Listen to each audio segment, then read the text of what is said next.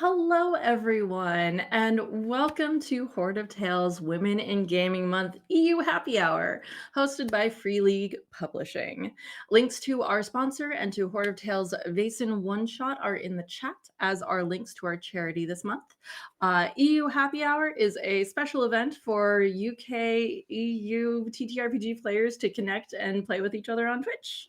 I am Anya, my pronouns are she, her, and I am going to be your storyteller for this Candela Obscura chapter, The Circle of Glass and Vapor. Clockwise from me, let's have Sequoia go next. Hi everyone, I am Sakaya. My pronouns are Sequoia. she, her. I am an actual play podcaster, and today I shall be playing Ruby Locke. And I don't know why y'all calling me a criminal, because I'm just a cabaret singer. Perfect. Then Astaroth. Hi, so I'm Astaroth. I'm a VTuber. My pronouns are she, her, and today I will be playing a bubbly ball of sunshine called Ify Abara, who's just, a little girl working in a mortuary, no big deal. Perfect. Then Michelle. Hi everyone, I'm Michelle Kelly. My pronouns are she, her, and I am an actor, singer, voice actor, and hey, TTRPG performer. What do you know? Today I am playing Lucinda Briersley, just a very respectable young lady who's doing terribly well in her professorship at the local university, but maybe needs to do a bit of field research just to help with her research back in the library. Perfect. And then last but not least, Ren. Hi, I'm Ren. Pronouns are they, them. I guess I'm a TTRPG performer now. And this evening I'll be playing Alma Stonebridge, the doctor slash herbalist of the group who strongly believes most things can be cured with kind hands and lots of patience. Perfect. So before we start, just so everyone is aware, this game may contain elements of psychological horror, will, but also stalking, serial killers, mind control, and minor drug use. Your mental health is important, and at the end of the day, this is just a game. You can always turn it off or come back to watch the VOD another day. But with that, shall we begin? Yeah. Okay. In the late night stillness of the townhouse, long after the family have gone to bed, a maid hastens to complete her duties, the feeble flicker of a solitary candle in its holder, casting long dancing shadows across the silent front rooms. Straightening a chair in the sitting room, she feels a chill crawl down her spine. She shakes her head in an attempt to break the sensation that she's being watched as she replaces a long-forgotten book on its dusty shelf. It's all in your head, Louisa. There's nothing there, never is. Gripping the candle holder tightly, she steels herself as she ventures into the foreboding hallway, made more sinister at this late night hour. Her steps falter as she passes the looming mirror that has always made her nervous. Eyes downcast, she avoids meeting her own reflection's gaze. As she scuttles past it, her flickering reflection is cast in the mirror, and the face in the mirror turns its head, eyes flashing red as it stares straight at the maid. A malicious grin of too many teeth, sharp and needle-like, stretches along the reflection's face, its visage twisted with hunger and malevolence as it lunges from the mirror. The candle slips from the maid's grasp, tumbling to the carpet below and plunging the corridor into momentary darkness before the carpet begins to smolder and burn. We move now to the dim glow of flickering electric street lamps. The cobblestone pathway along the ledge of the canal glistens with the damp of the rain that has been falling all day. The wet stones reflect the city of Newfaire's dotted lights like scattered gemstones as a lone figure navigates the silent canal's edge, their footsteps echoing softly. The air is filled with the scent of a city after a storm as the figure steps forward with the sure steps of one who has walked this path many times before. In an alcove along the path, a faint light begins to shift and glow, stuttering and faint.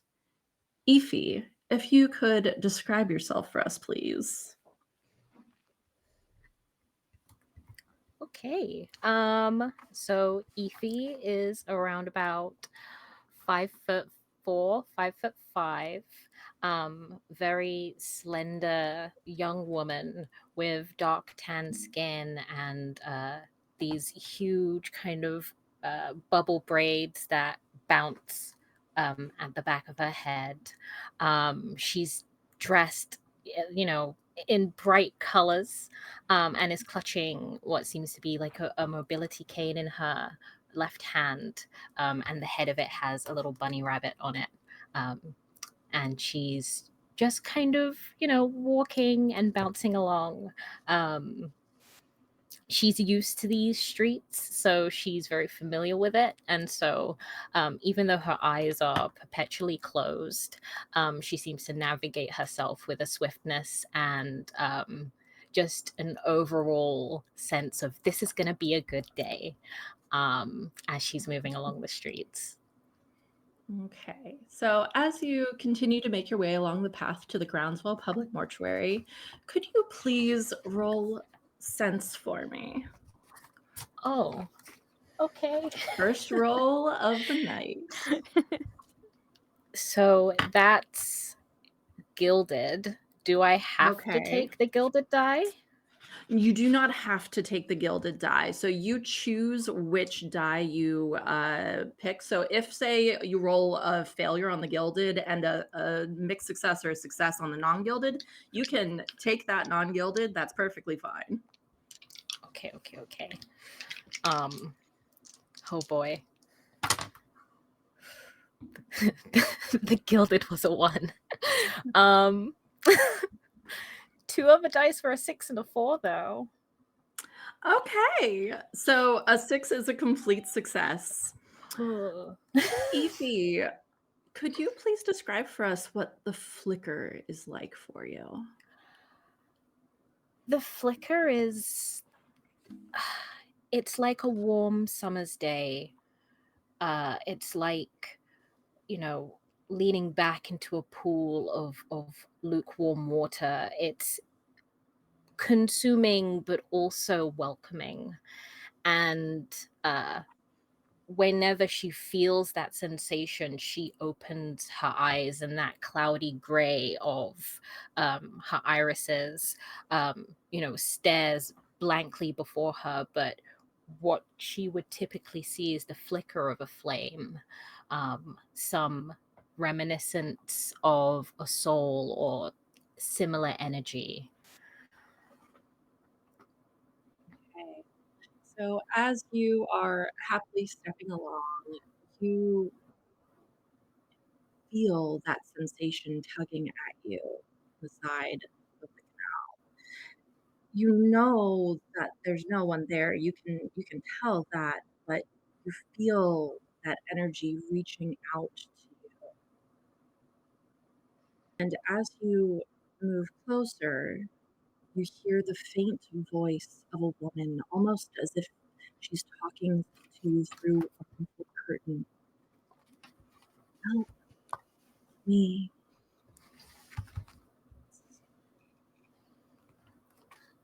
Could you repeat that, sorry? Help me is all you hear. Oh. Can Ify move a little closer to the spirit and just delicately say, oh, what's wrong? I'm cold. Where am I? You look a little lost. Do you know what you are right now? I can't see my body.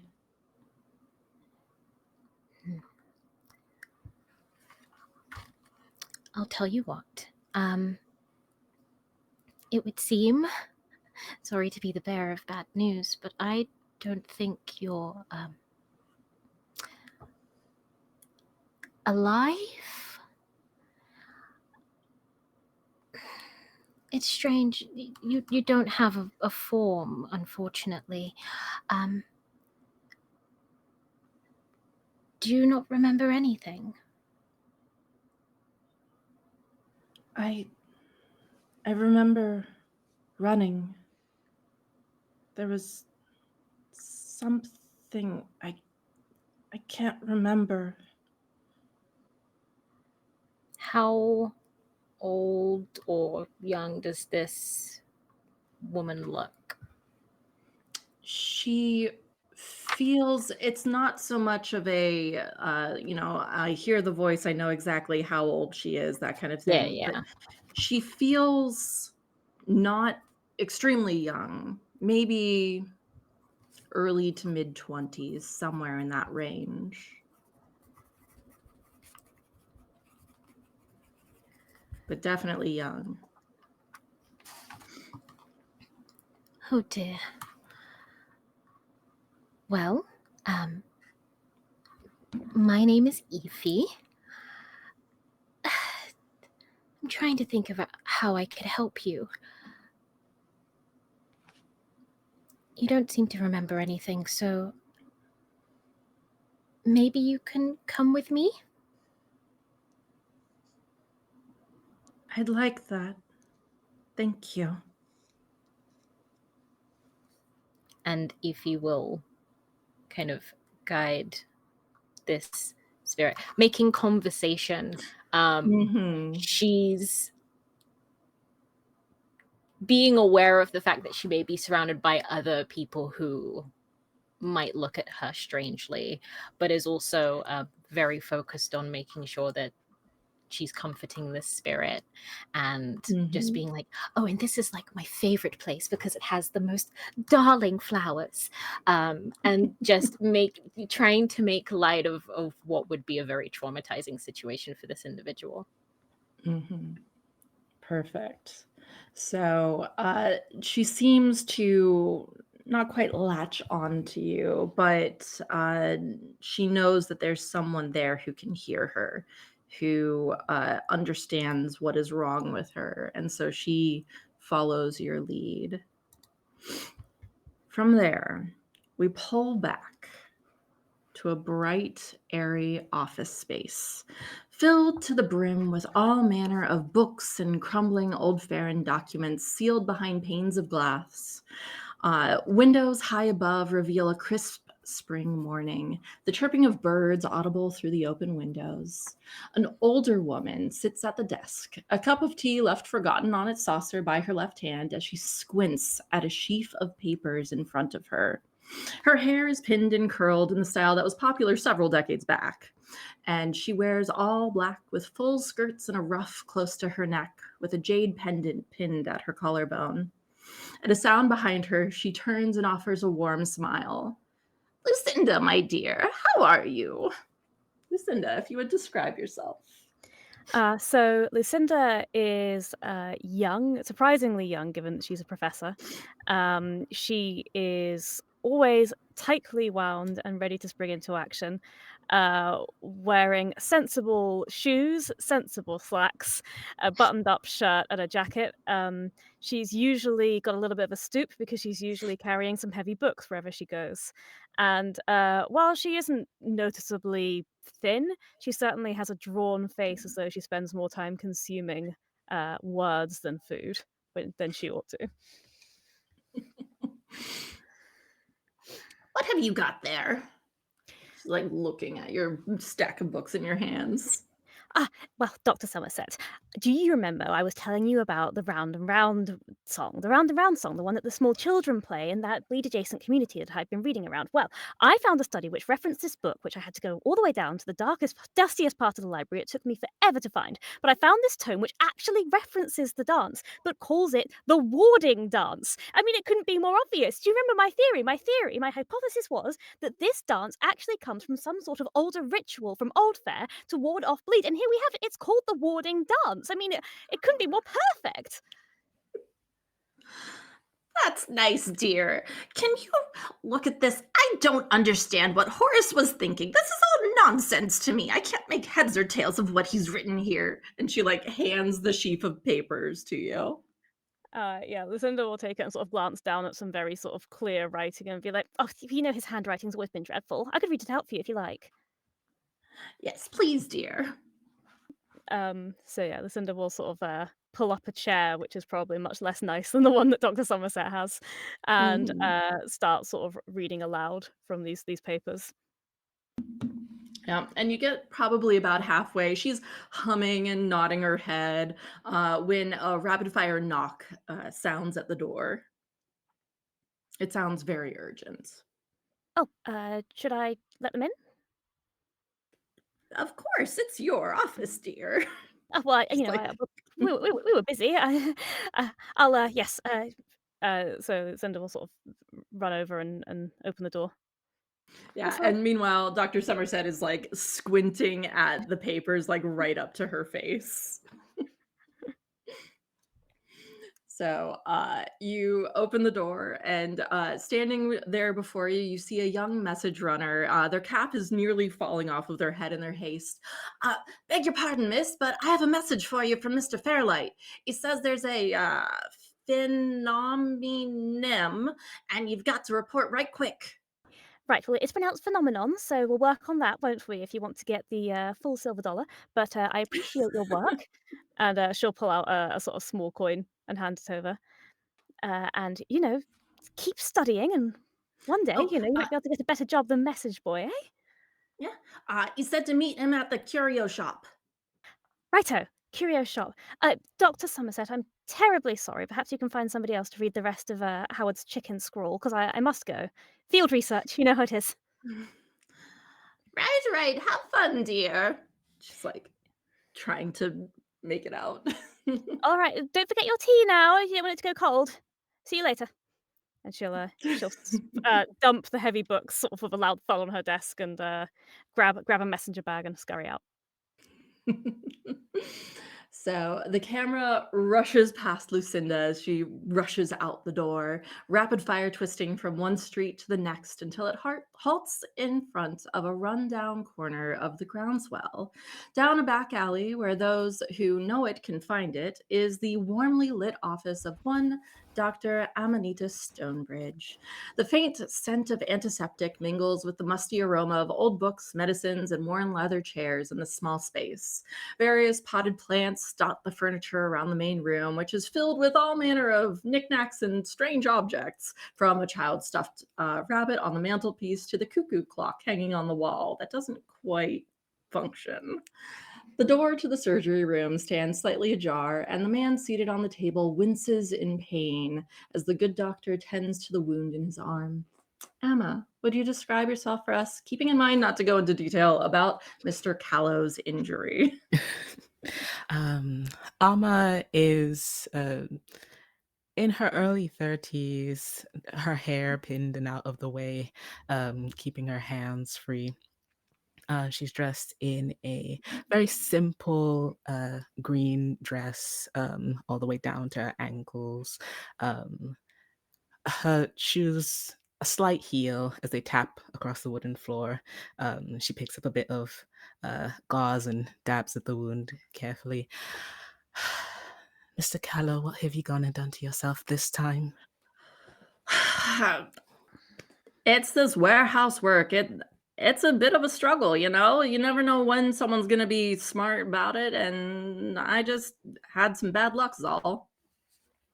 Yes, well, bad luck seems to find you in my office several times over the course of the last few months. Nevertheless, and she takes a bundle of simple wound healing herbs, wraps it around in the gauze, and place it in the wound. That should take care of it for now. Just keep it clean. You should know the drill. He laughs and winces a little bit with the laughter, standing up and just says, "Thank you kindly, Dr. Stonebridge. I don't know what I'd have done without you here. I'll be more careful in the warehouse next time, I promise. You're doing well. Otherwise, your family? Eh, doing all right. Husband would like it if I didn't get injured quite so much, but do what I I'm sure can. he would. You do well to take care of yourself. Yeah, you too. I'll see you around. Hopefully not very soon. Hopefully. He starts to head out the door and stops. You've got a letter here on the floor. I didn't see it before. A letter. Thank you. Mm. He She tips his hat to you and walks out the door. she waves goodbye and then picks up the letter. You pick it up, turn it in your hands, and you see that it bears the unmistakable mark of Candela Obscura. I guess I'm not ending early today. She's going to settle into her office, switch the sign on the door to out of office, and then just open it up and read the contents. Yeah. There's a little bit of a description, but at the bottom it just says, "There has been a phenomenon. Come to the curio shop at your earliest convenience. Earlier, if not convenient." Fairly always to the point, all right. And she will grab a few items, pack in her bag, and then head out the door. Okay. We shift now to the softly lit interior of a cabaret lounge known as the Fair Play, fair with an E. Tendrils of smoke dance lazily through the air, intertwining with the soft glow of amber-hued lanterns suspended from the ceiling. Red velvet drapes are pulled back from booths along the walls, muffling the outside world as the gentle murmur of midday conversation mingles with the seductive music coming from the stage. Ruby, could you describe yourself for us? Set the scene a little bit, if you will. Ruby is about 5'5". She's pale skin, dark hair, green eyes, slender but with a slightly sort of boyish frame. And she is dressed currently sort of in a flapper style of the 1910s, 1920s. And she's in her element. This is where she feels safest and where she feels like herself. She's on stage, the lights in her eyes so she can't see any of the people in the crowd. And she's singing and dancing, feeling the tassels of her dress against her leg and flicking her heel. And as you finish out the song and dance, there's a round of applause as the curtain begins to close. You know what? Roll a survey or focus, your choice. Definitely a survey. Okay. That's nothing. Okay. Well, I've rolled a 1 and a 5. Okay. I mean, this isn't a high stakes thing. I just wanted to see what you would roll and if you would notice. So, okay. As the light is getting cut by the curtain, you notice a familiar figure wearing a finely cut suit of purple so deep that it almost looks black. He's sitting off to one side in the back corner of the house, a smile on his face as he gives you a nod, raising his cane in a wave that makes the light glint on the ornate silver owl handle. So I think as Ruby finishes her set, she takes a ruby red apple. This is like a thing that she does, and she takes a bite and throws it out to the audience, and that's when she sees the figure. Mm-hmm. And Ruby exudes confidence, but it does kind of hide some of her insecurities from her background. And seeing that figure just sends a little bit of a nervous sort of shiver down her. She realizes what she's part of and what she needs to do. I take it the curtain sort of swooshy shut in front of her. Mm-hmm. So deep breath, gets herself prepared, and then she'll head around and sort of enter the sort of the lounge from the back, so that she's not really spotted by too many people, and she'll go to join the figure. Mm-hmm. Ruby, darling, I must whisk you away for a spell. I hope you don't mind. I have a cab waiting outside for us. That's perfect. I don't mind at all. Ruby doesn't like being here after hours, so she's quite happy. You are beautiful up there, as always. Well, thank you. That's what I do. Indeed. And of course, for our audience, the characters know this person, but this is Lightkeeper Taryn Fairlight. He is an interesting figure. We'll put it that way. So he whisks Ruby away into the waiting cab, heading off to the Seidel to the Fairlight Curiosities. Now, each of you, including Efi, don't worry, you were not left out, received this summons to go to the curio shop. And you know that to be Fairlight Curiosities. It is probably, I would say, yeah, right around lunchtime, thereabouts, maybe a little bit after that, when you all find yourselves in the curio shop. Taryn has led Ruby over to the back table and has started preparing tea for everyone. You tell me how quickly you all appear. What do you think? I think Lucinda shows up pretty promptly. She's sprung into action. As is her Definitely way. the first there. She will, despite the fact she has been asked to come here, she will still knock on the door rather than walking straight in. You hear a summons from the inside. Lucinda, you don't need to knock on the door, darling. You can just come in. Well, good manners cost nothing, Mr. Fairlight. How are you? Doing quite well. How are you? And he does he's the very familiar type who will like reach out and kiss everyone's hand. Doesn't matter who it is.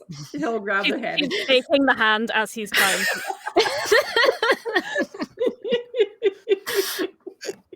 I love that. Oh, please sit. Right. Tea? Don't mind if I read until the others get around, do you? Of course. Go right ahead. I've got a lot to We catch have up time. on. And she'll be If straight. Fairlight's there, I assume I'm there. Is that right? Yes. Yeah. He led you away to the curio shop. So I will be Lucinda, darling. Oh, Ruby, hello. Oh, you look lovely today. Have you been performing? I have. I know it's a bit much. Just come off stage. Oh no, not at all. I think it's terrific. I wish I could get away with wearing something like that. I think that the other press would have something to say.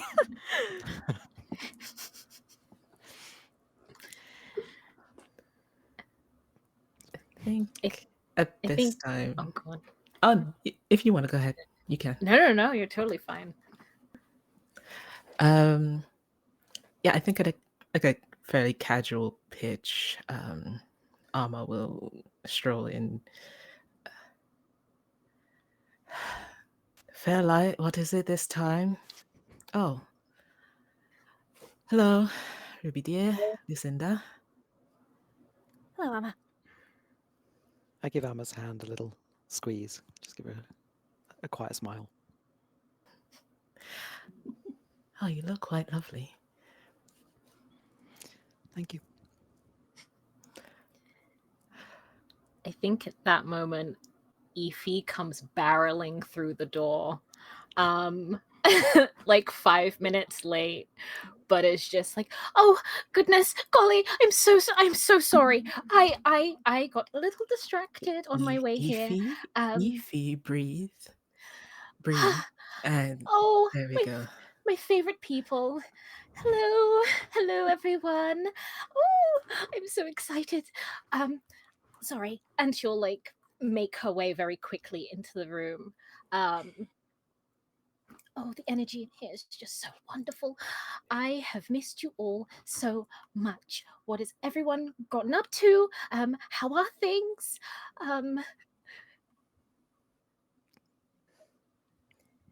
That's not terribly interesting on my end. I've been working. That's good. Well, likewise, but my work is, of course, always fascinating. I've made quite a few discoveries. I'd be happy to tell you all about them, although I suppose probably we're here for some other reason.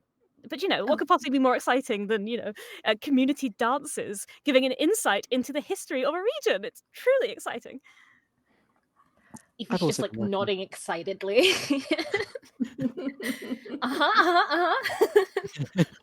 I found a step card. Let me show you. I don't know much about dancing, but Ruby, maybe you could help me understand it actually, because it just looks like a bunch of squiggles to me. But maybe. I feel like this will be very entertaining for after we hear what Fairlight has called us here to do.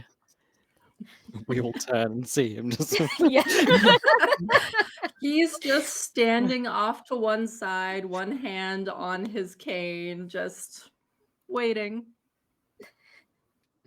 You're quite right. Are we all ready? Yes. Apologies. I could murder an old-fashioned, but yes. Well, to take things down a notch, there has been a phenomenon. The house of the Harkin family caught fire last night. There are faint traces of bleed found at the scene, and we need you to determine if it was an artifact or potentially something more sinister at play. Were there any casualties? A few, but less than, well, it was better than it could have been. The fire, as Unfortunate. best we can tell, started in the front corridor, and it burned up about half the house. Fortunately, they had a back entrance, so they were able to get out that way. But still, the house is very thoroughly destroyed, shall we say. Have there been any witness reports, Mr. Fairlight, sir? There have been a couple. They seem to be fairly straightforward. A couple of servants saying that they had done their usual duties at night and gone to bed.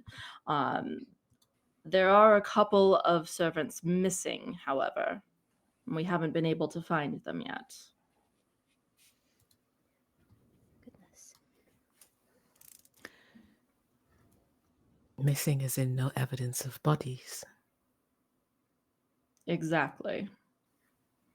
Perhaps they went and stayed somewhere else for the night. One of them does not actually live in-house with the Harkins, but potentially she could be another one. Her name is Sarah Mothlin. We haven't been able to get in contact with her, however. There's also a Robert Smythe and Louisa Rowland. Right. And those second two, they do live within the property usually, is that right? Correct, they do. Interesting. And neither of them have been seen for, well, since the fire started. Goodness. Well, I mean, Father did always say that the servants were always sneaking out to get up to goodness knows what, so I suppose in this case we better hope that's what they were doing. One can hope, but you never know, especially with bleed being involved. Yes, right, of course. Ruby's Well? wide-eyed, staring at her companions. This is one of those things where she sort of takes a back seat slightly, looks to them for... Mm-hmm. Well, oh, sorry, Ify, go ahead. Well, I was just going to ask the casualties. Was the harm just from the fire or something else?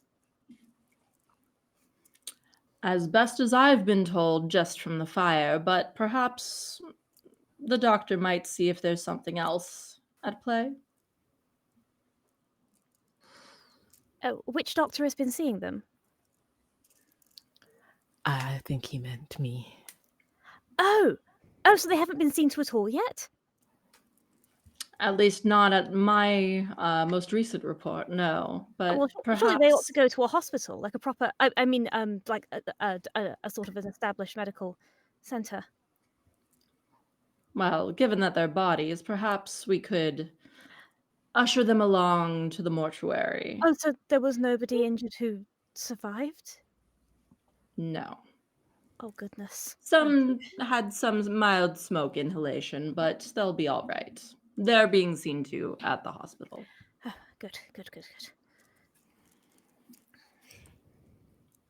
Yes, if we could get them down to the mortuary, then perhaps we can closer inspect the bodies. I'm sure that Bronwyn would like that very much.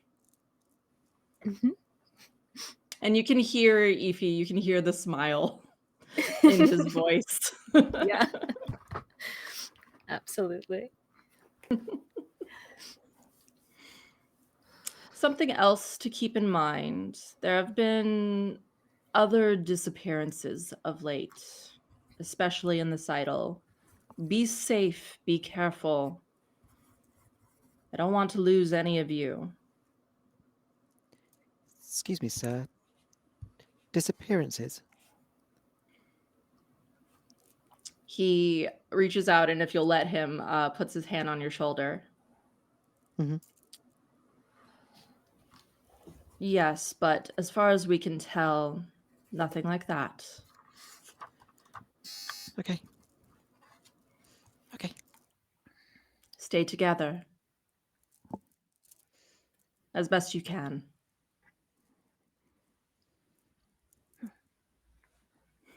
She comes. Yeah. Drink your tea, darling. Now I really could do with something stronger. Alma will put a hand on Ruby's shoulder, just in a comforting way. Don't worry. I'm certain everything will be somewhat fine in the end. She calms, smiles.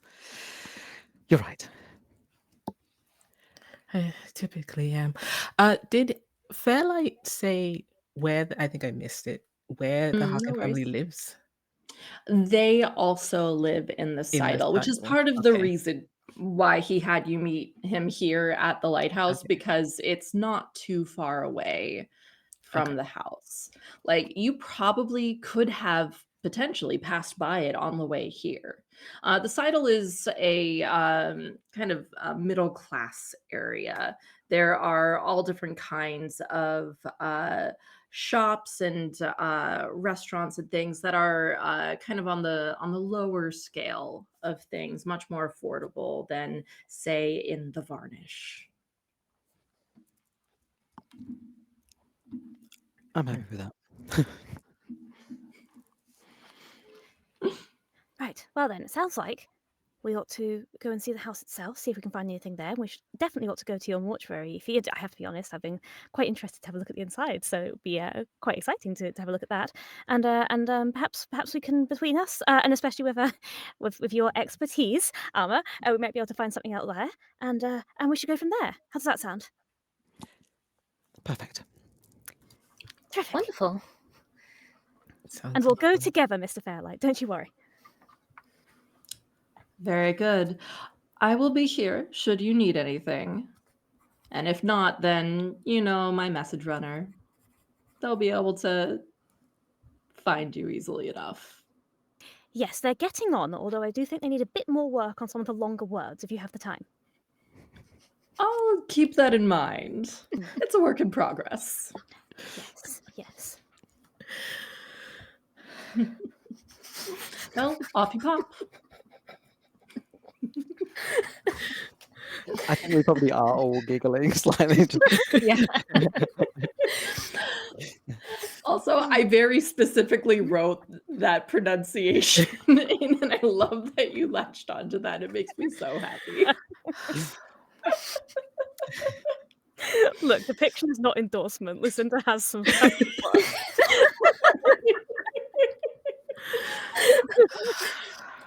fun. Okay, so where would you like to go then? I think I know, but I'd like to check. It might do us well to at least inspect the grounds and see if those bodies have left anything behind. You said there was... So we have Sarah Mothlin, who does not live there, so maybe we can try to find out some information about where she does live. And I am going to just pop the spellings of those names, because I did write them down in the chat for you so that you can see them. Oh, thank you. Thank you. You're welcome. Oh, I was so close. Ruby doesn't want to let it be known that she's not that excited or keen to go and see some dead bodies, so she latches on to that suggestion that we should definitely go and see the house first. I think that's an area that could change. We could lose clues. A dead body's gonna stay dead. That is true. One would hope. I don't give you a look. I'm so sorry. Oh no. They tend to. Dear. Don't worry. Ruby's glancing around trying to find a drinks cabinet. If you want, Mr. Fairlight absolutely has like this really ornate drinks cabinet with all different, like, he's been collecting all different kinds of decanters and things like that, and he has a stocked cabinet. I think what Ruby does is she just walks over, like, just sloshes like a sort of a double bourbon, slams it down in one and goes, okay, let's go. There's much to be said for liquid confidence, all right. Okay, so you head out of the curio shop, and Taryn has given you the address, and that's no problem there. You follow the route. Who has the best sense of direction, out of curiosity? What do you think? I think Ruby's is probably quite good. Okay. For sure. I don't know if it's the best, but I think, yeah, that's definitely something. She is all about kind of sneaking around and knowing the streets and getting all the lowdown. So yeah. Okay. So I would say then you are kind of leading the charge, shall we say, as you make I have your my way liquid confidence. over. Yes, you do. Go ahead. Alma grew up in the Seidel. Would she remember anything about the Harkin family specifically? Is there anything about them that is significant? Or I would say roll a focus for me to remember. Great. That's 2. Hey. Oh no. Oh no. Oh no. The That way was a that is violent reaction. the way that is double ones. Oh my god. Oh no. I've never seen Amazing. just immediately. That family hates you. Where I grew up, weirdly. This is so familiar. I would say you have never heard of the Harkin family in your life. It is, right. I mean, it's one of those things of you can't know every single person that lives in the neighborhood that you live in. It's impossible. And Right, the double ones. I have so many systems playing in my head right now. Unbelievable But is what it is right now. you have zero idea. And this is a section of the Seidel that you've never been to before. There are many townhouses. It's almost like brownstones, if you picture that, as you walk along here and you get to a corner brownstone that is a smoldering ruin. The upper stories are completely gone, and it's barely staying upright at this point. It is much worse than Taryn thought that it was. And you don't need to be guided to know that this is the place. Gosh. Everyone keep vigilant. This is rather dreadful, isn't it? Goodness. Looks a little dangerous. Are we sure it's safe to even go in? Ruby's confident now. I'll check the entranceway, and she makes her way up the steps. Oh gosh. Okay. So I'm going to say that you're probably going to be doing a survey to check over the Absolutely. area. I'm going to roll 2 different dice. Okay. Should I use a drive at this point? No, let's try. That's a 6 and a 3. Hey. Yeah. So I'm assuming taking the 6. Yes, please. Okay. You don't want to fail? You sure? Not this time. Okay. Okay, good. So as you are like looking around, you see that it's been whatever turn of the century equivalent of taped off is. Just a big warning sign being like, if you couldn't tell, this place is unsafe. And as you are scanning around, your nose is filled with the smell of just burned, not like all different kinds of like fabrics and books and wood. It's a destruction zone here. Are you checking for bleed? I'm getting rid of the smell, but that accidentally happens. I love that. Would you like to describe your bleed detector for us? So, Ruby probably doesn't have So Scandal. I very much doubt that. But she has a perfume bottle that when she sprays, the scent and the mist kind of do something to her that she can see the bleed in kind of auras, basically like lights and strange colours. So if there is bleed here, hopefully that'll bring it to the fore. And so you're able to, with that success from before, step into the foyer of this. And the foyer, like the entrance itself, that first little bit is mostly clear of destruction. And as you take that whiff in and look around, you see little hints of bleed, just almost like a scattering mist on the ground. And there's a lot on the wall to one side. Does it look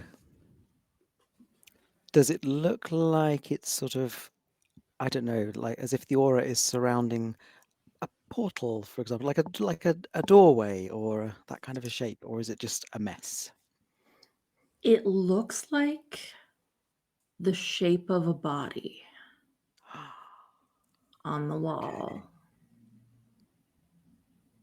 Ruby stares at it a moment, and then she sort of like grips the door frame, sticks her head back out to the street, to you three. I think you need to come and see this. And she's going to run back down the stairs and take Efi's arm to guide the three of you back. You found something interesting then? There's bleed here, all right. I can see the shape of a body on the wall. Body in bleed. Yeah, like it looks like a sort of a shadowy body patch with all these rainbow colours around it. It's look. You should come and see for yourself. All right, yes. All right. We'll follow.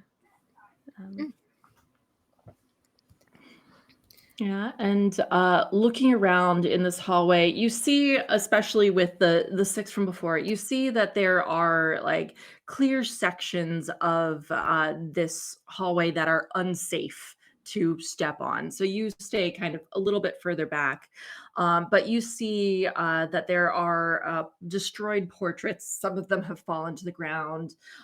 You see a sideboard that had what looks to be little pictures on it in frames that are unrecognizable. There is a massive ornate framed mirror that has come crashing to the ground and is just scattered everywhere. But this is what you're able to see here. One of Ruby's little insecurities is that she's sort of convinced that Evie has a problem with her and she doesn't know what it is. So Ruby overcompensates for this, and I am making sure that I keep Evie away from all of these dangerous sort of elements. I'm trying to sort of guide her and usher her through as we explore. As you do that, Ify is almost counteracting that by trying to, move past and navigate to where the danger is so that she can see. And so sometimes you'll hear a sigh or like huff under her breath as she follows you through. Ruby tenses. Oh, it's like helping the little old lady across the road who's actually waiting for a bus. It's like Yeah.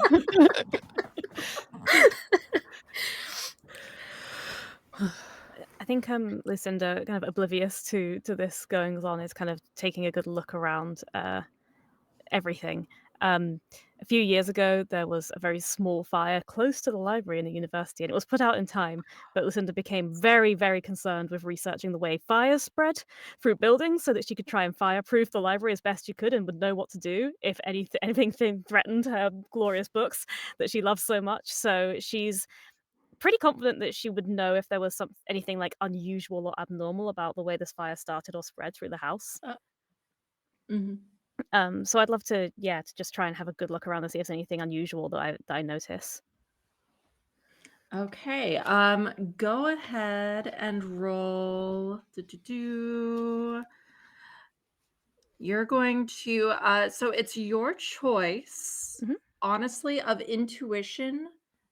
You tell me which one you would like to roll. What are you focusing on here? I know focus is one of the roles, but there's survey is search, track, spot. Focus is inspect, analyze, remember, and sense is attune, channel, reveal. Yeah, So I your think choice. the name survey made me think it was like a broad look around at everything, so that was what I was kind of describing. But if you think the inspect part of focus makes more sense, to be fair, actually looking, I have 2 in both, so either survey or focus are going to have the same number of dice roll. So happy to do Yeah, well, whichever one it makes just most sense. determines what you will uncover. Okay, in that case, let's go with inspect and analyze sounds more close to how she would approach it. So let's say that she's doing a focus. Okay. So I have 2 in that. I'll just roll straight 2. Oh, this is gilded as actually my focus. So Yeah, so special, switch out one of those dice for the gilded. My highest was a 4. Okay, was that on the gilded or no? It wasn't, so I'll take the gilded 3. So I'll go with a 4. Yeah. And specifically, what are you looking for? Like where the fire originated, how it spread? Yeah, I think she's trying to figure out where the fire started from based on how it's like what pattern of destruction there is. So if she can feel like reverse engineer where would it have started. And Okay. if there's anything weird about like over there is completely untouched somehow, anything like that that seems out of place. Okay. So you have a mixed success. And so you are looking around trying to sort out what makes sense here. And as you are looking around, one of the things that you notice is that there very clearly had to have been some kind of source of air that was making this much bigger than it should have been. This you find the candle holder that is melted, barely recognizable at this point on the ground, and a candle on a carpet should not have done this much damage. And as you're looking around with that mixed success, you take one wrong step looking around as you walk, and your leg plunges down through the floor just ever so slightly. You feel I won't get into details, but you feel the crunch of the hardwood floor around your leg. You're going to take one body mark as you're like halfway into the floor here. I think the rest of you, if you're in earshot, just hear the most pathetic.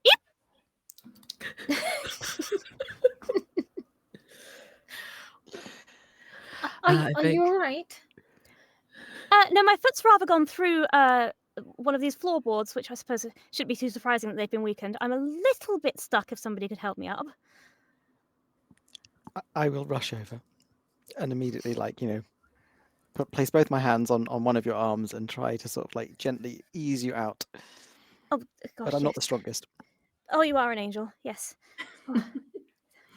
Please be careful, and Lucinda.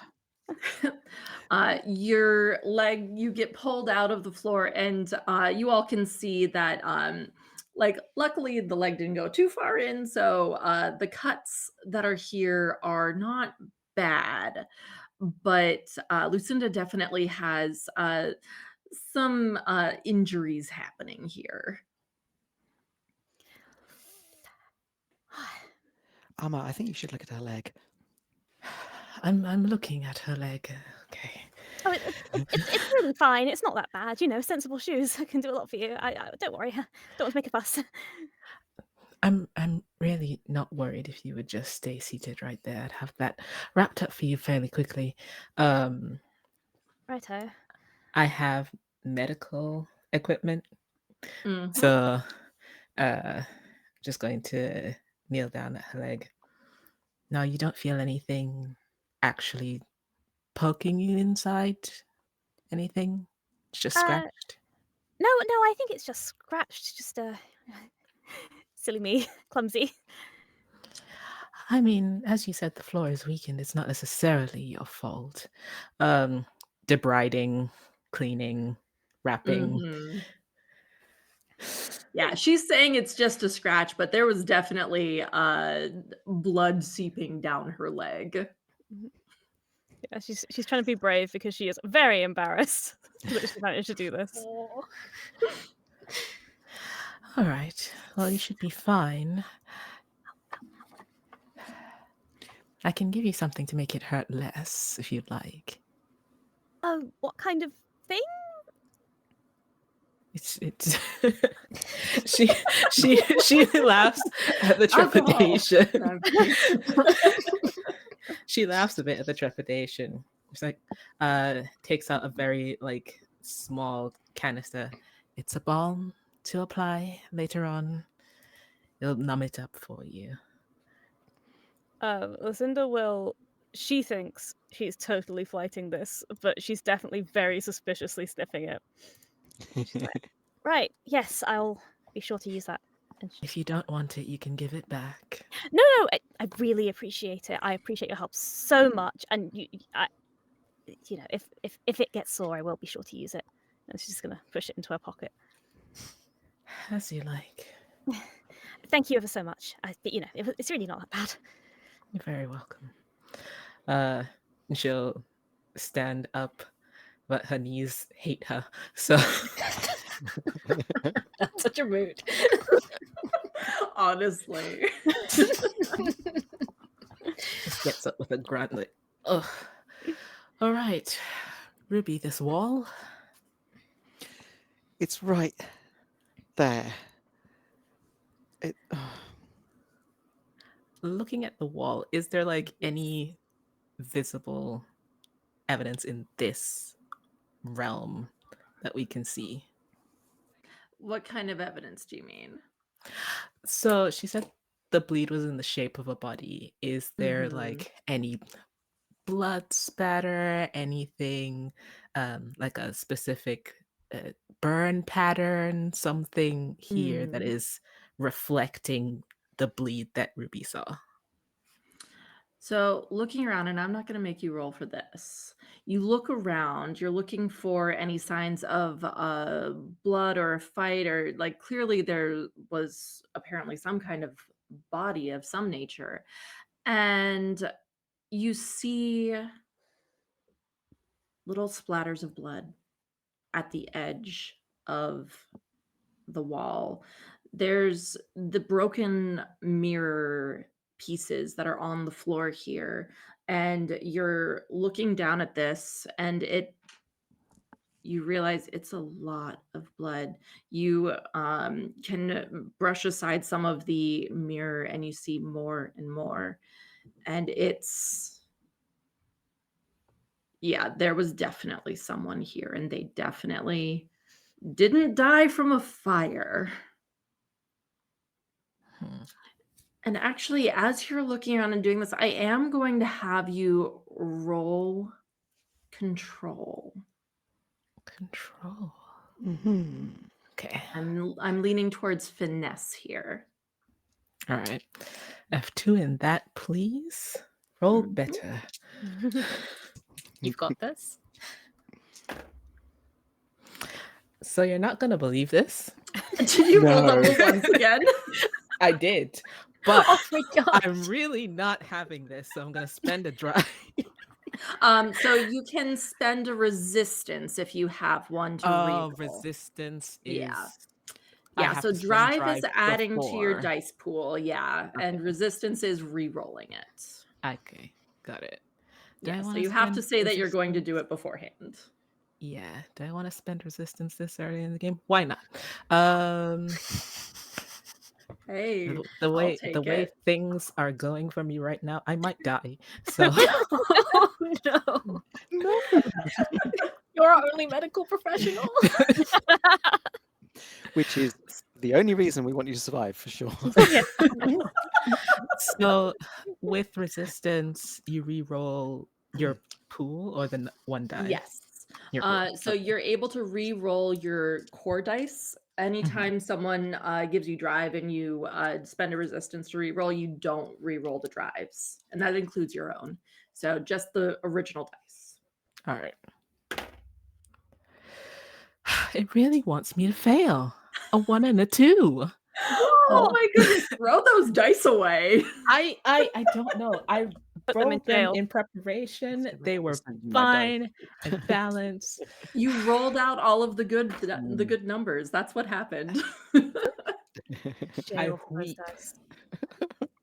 So, I'll figure it out later.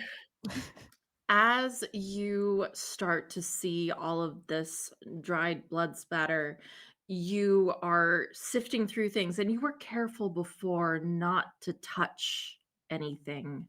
But as you start to shift some of the mirror away, your hand makes contact, and you strike and cut your finger on that mirror. And as you do, you just see this flash in your mind of massive, sharp teeth coming rearing for you, lunging, snapping down right in front of your face. You take a bleed, Mark. All right. Amma, in that moment, you just hear her. It's almost like she swallows the scream as it starts to come out, and she kind of stumbles back, looking at her bleeding hand. Amma? Oh, Oh, that was unexpected. I'm fine, Ruby. Don't worry. Well, it sounded very painful. And she's going to sort of go rooting and pull out that balm, sort of offer it.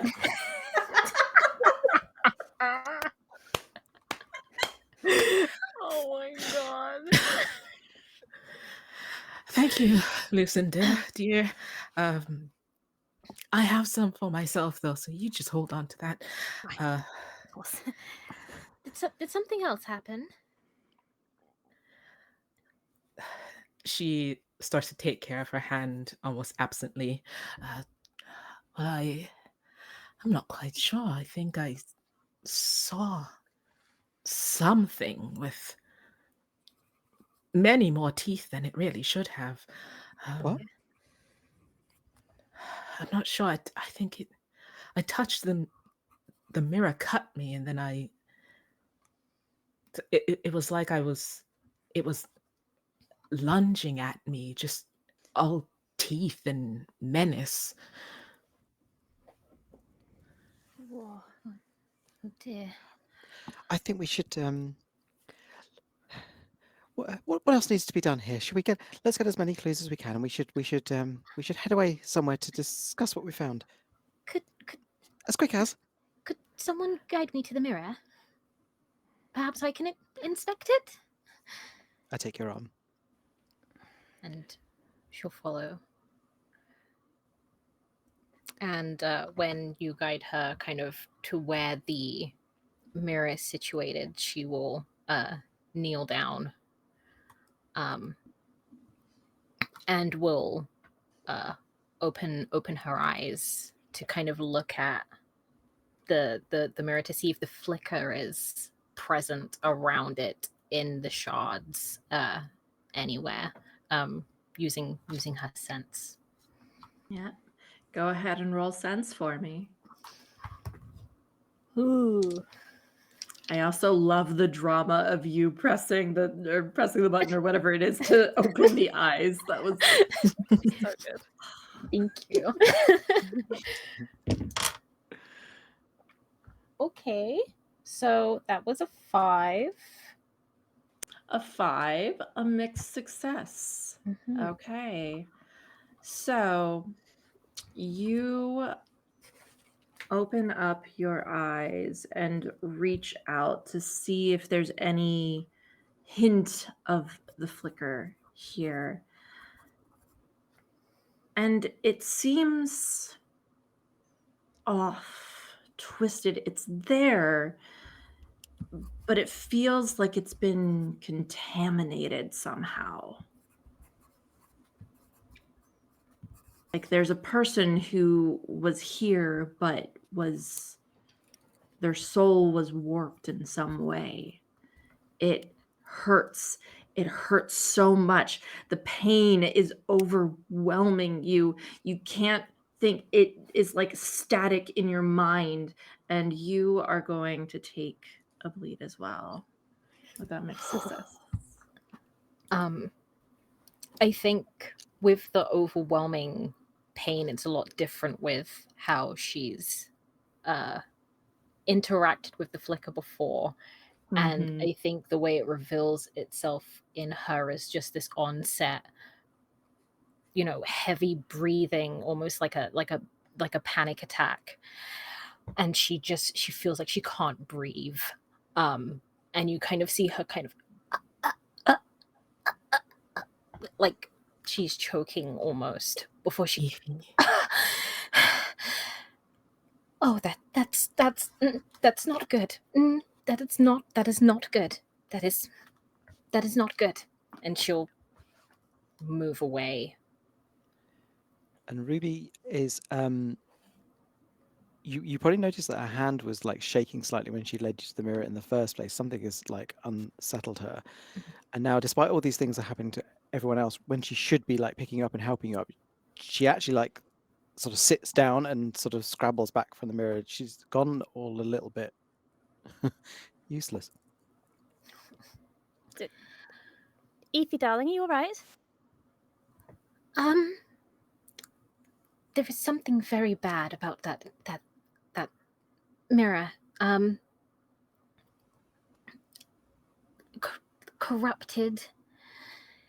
It feels off. I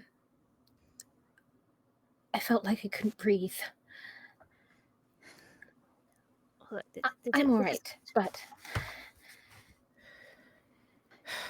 I'm wondering if it's worth collecting a piece of it. How dangerous do you think that might be? It's hurt too if you're ready. I do have I think Cinda will go digging through her little messenger bag, and she does have a bleed containment vial. Mhm. I might be able to collect it with this, very carefully. But you can stay away. It's already hurt you. perhaps not with your bare hand. Here, Ruby goes into her makeup bag and hands you a pair of tweezers. Perfect. What do you use this for? Resourceful. And Lucinda, what does your bleed containment vial look like? What Oh, is great it for you? question. I think that she has, when she joined Candela, she made a little field trip to the chemistry department at the university and went sneaking around, sort of just, she knows all the professors, Mhm. and managed to convince some of them to show her where they keep these sort of little beakers, sort of lovely classic conical flask looking things, which look kind of Mhm. ordinary but are absurdly strong. And that little cork will not just pop out as easy as it looks once something's in there. Okay. I want to emphasise she'd actually been invited to the theatre on that day, but she chose to go to the chemistry labs instead. Oh yeah, for sure. I mean, I'm sure the arts are wonderful and very useful in theory, but chemistry is useful in practice.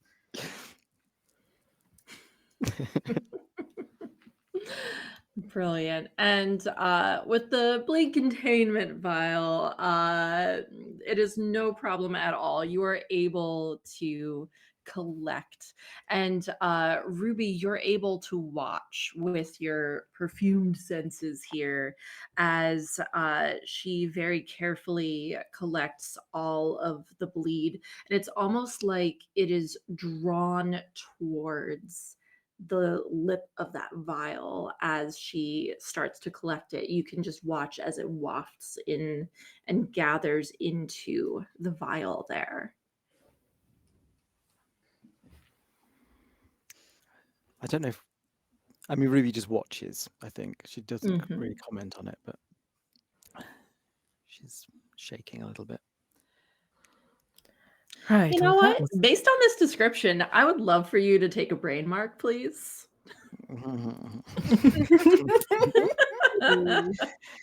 You do it to yourself. Exactly.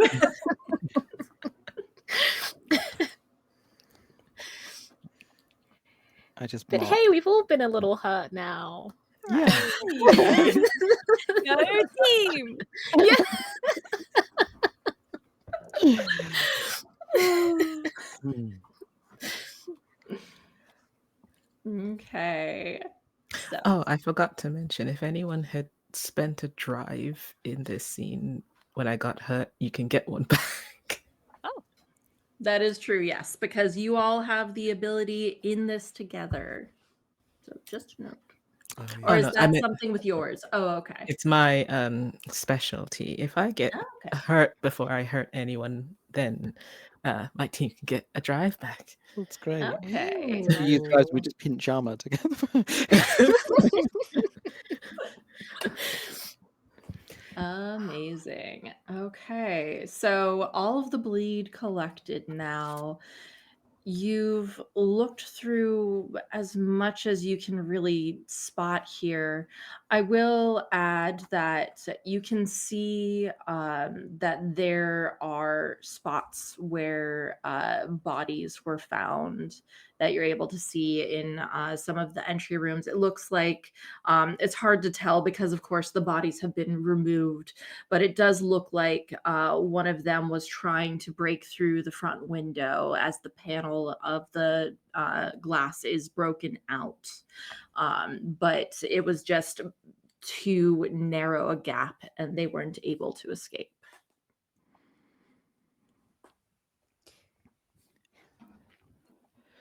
Well, that's wonderful. I think we've got everything. So let's go. Come on. Let's go. All right. Yes. Okay. Yes. I think it'd be good if we left. Just take a moment to regroup. Ruby kind of like, scampers down the stairs a little bit. Once she's outside, she's okay, and she stops at the bottom, looks back at the house, and is sort of breathing deeply. But then now she's out, she's getting a little bit more control. Okay. So where should we go next? I mean, it was discussed that we'd head to the mortuary, but I feel like after what we just experienced, that might be a little much. I mean, I find comfort there, but Ruby's like, after what she's just experienced, it's like anything. It's like, yeah, mortuary sounds great. Let's do that.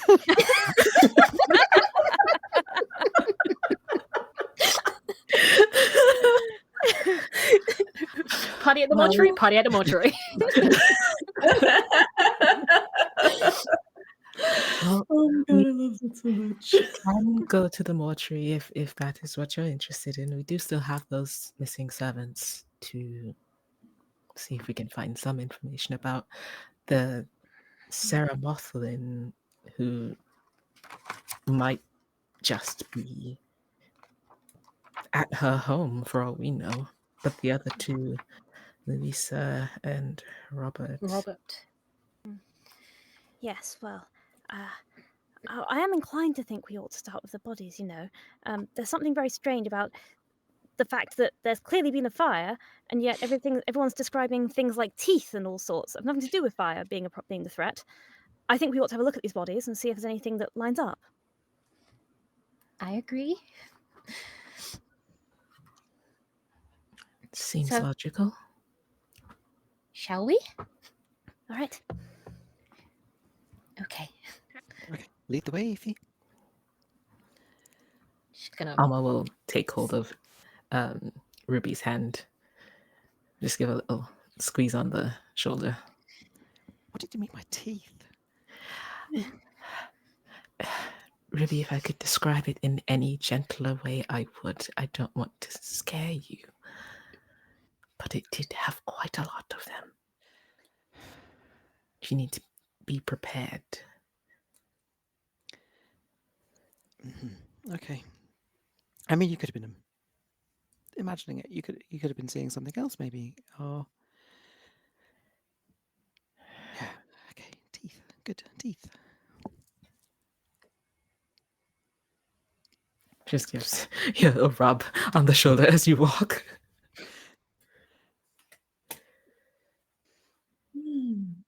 So you head in the direction of the mortuary then, with the thoughts of these teeth in your mind. And honestly, I think that this is a really good place for us to take our 10-minute break if our lovely director is okay with that.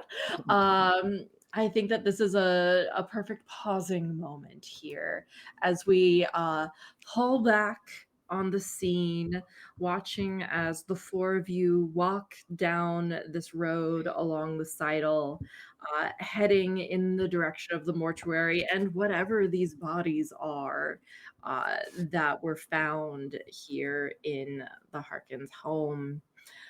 So we are going to take a 10-minute break. And meanwhile, just as a reminder, this Women in Gaming Month was sponsored by Free League Publishing. They are awesome. You can find the links to them in the chat, as well as go to check out the Vason one shot that was just a couple of days ago. It's, I think, already on the YouTube channel for Hoard of Tales, but we will be back very, very soon. And we will continue with this mystery. So, Hello, and welcome back to our first assignment of the Circle of Glass and Vapor. We have just left a smoldering ruin of a house and are making our way to the mortuary to check out if there's anything strange about these bodies that were found in the house. So, you know what, Ify, what Yeah. is your sense of the mortuary? Because this is where you work. Could you hmm describe it for us in the way that Ify interacts with it? Ooh. So I guess it's for Ify, it's all about sensations and uh hearing things and even a sense of smell. So she knows that she's reached her destination when that clinical smell hits her nose, that Mm-hmm. scent of um embalming, you know, Mm-hmm. um which to most people would be like, that's Yep. not particularly, but when she smells that, a big grin comes onto her face. She bounds in excitedly. It's quite spacious. There's a little front desk where she works, before it leads into kind of a side room where the embalming takes place. There are sounds of the lights flickering, mainly from its bulb not being fixed for the past, like, who knows how many years. The sound of, um, you know, I don't know how to describe the flooring, but it's kind of like a marble, but not quite. Mm-hmm. Something easy to clean. Yes. And also the walls are incredibly thin, so like even Mm-hmm. the sound of like the pumps of, I don't know the exact name of it, but there's a machine that kind of helps drain the fluids from the body, and you can just hear Yeah. it like a suction cup in the other side of the room. And Ify's just having the best time. Mm-hmm. This is like a fun And little amusement park for her. yep. And so, as you all enter into the mortuary, you can see Ify kind of getting a little bit lighter and happier as you all come in here. And you enter into the space, and standing at these two tables, like they're the trays that draw people out of the storage area, is who you know to be Bronwyn. Bronwyn Robbins. They are pale skinned with what can best be described as like owlish eyes and big glasses. And if you've ever met them before, they're just a little bit unsettling as they stare and go, "Oh, hello there. Are you here to see the bodies?" Hello, Brenwyn. "Hello, darling. How are you?" Oh, absolute. Well, I would say delightful, but today's been strange. These are my friends. We just were wondering if we could expect the bodies for the Hawkins incident that happened earlier on. "Of course. I have them here now. I didn't bother putting them away because I knew you would need them. Oh, Right here." how lovely of you. And Ify will just kind of shuffle up to her and give her a big hug. Oh, I've Them, missed yes. you. "That's nice, dear. Come look at the bodies. They're interesting." And as like just a little bit more of a description about Bronwyn, they have their hair is like perfectly slicked back so that not a single hair will like drop anywhere on the bodies or anything like that. And they are always wearing these this rather simple brown suit that's covered by robes to not get them dirty, and their hands are almost always gloved. Right, so the bodies are here. Be careful, there's bleed on them. And not the Thank bloody you. kind. Thank you so much, Bronwyn. Thank you. You're welcome. I'll be here if you need me. I have other bodies to look at. Have fun.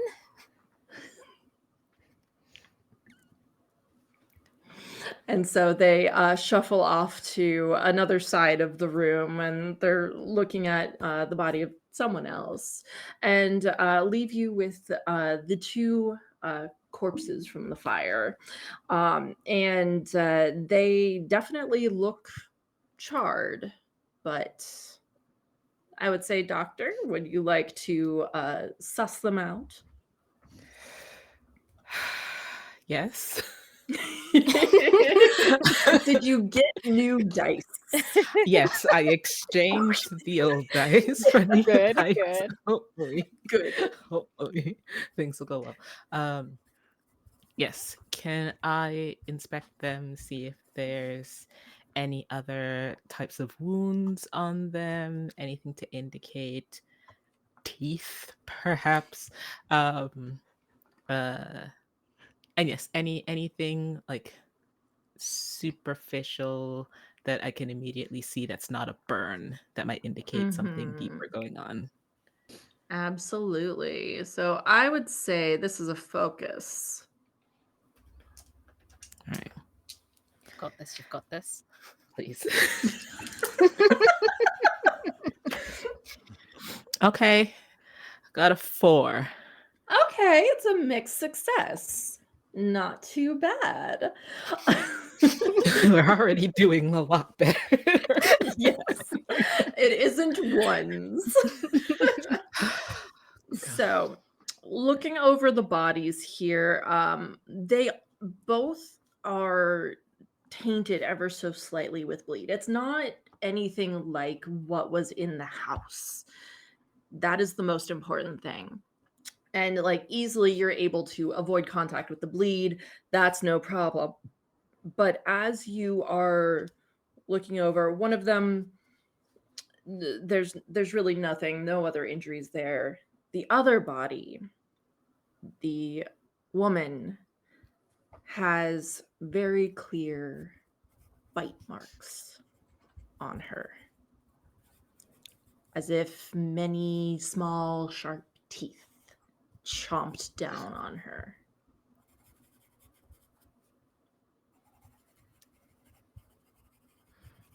And are they like localized to one area, or they're just everywhere, random places? Like were the teeth aiming specifically for something? They are specifically like face, neck, down the arm on one side. And they look like they are they were latched on really hard on her shoulder, as if it were trying to yank at her. Okay.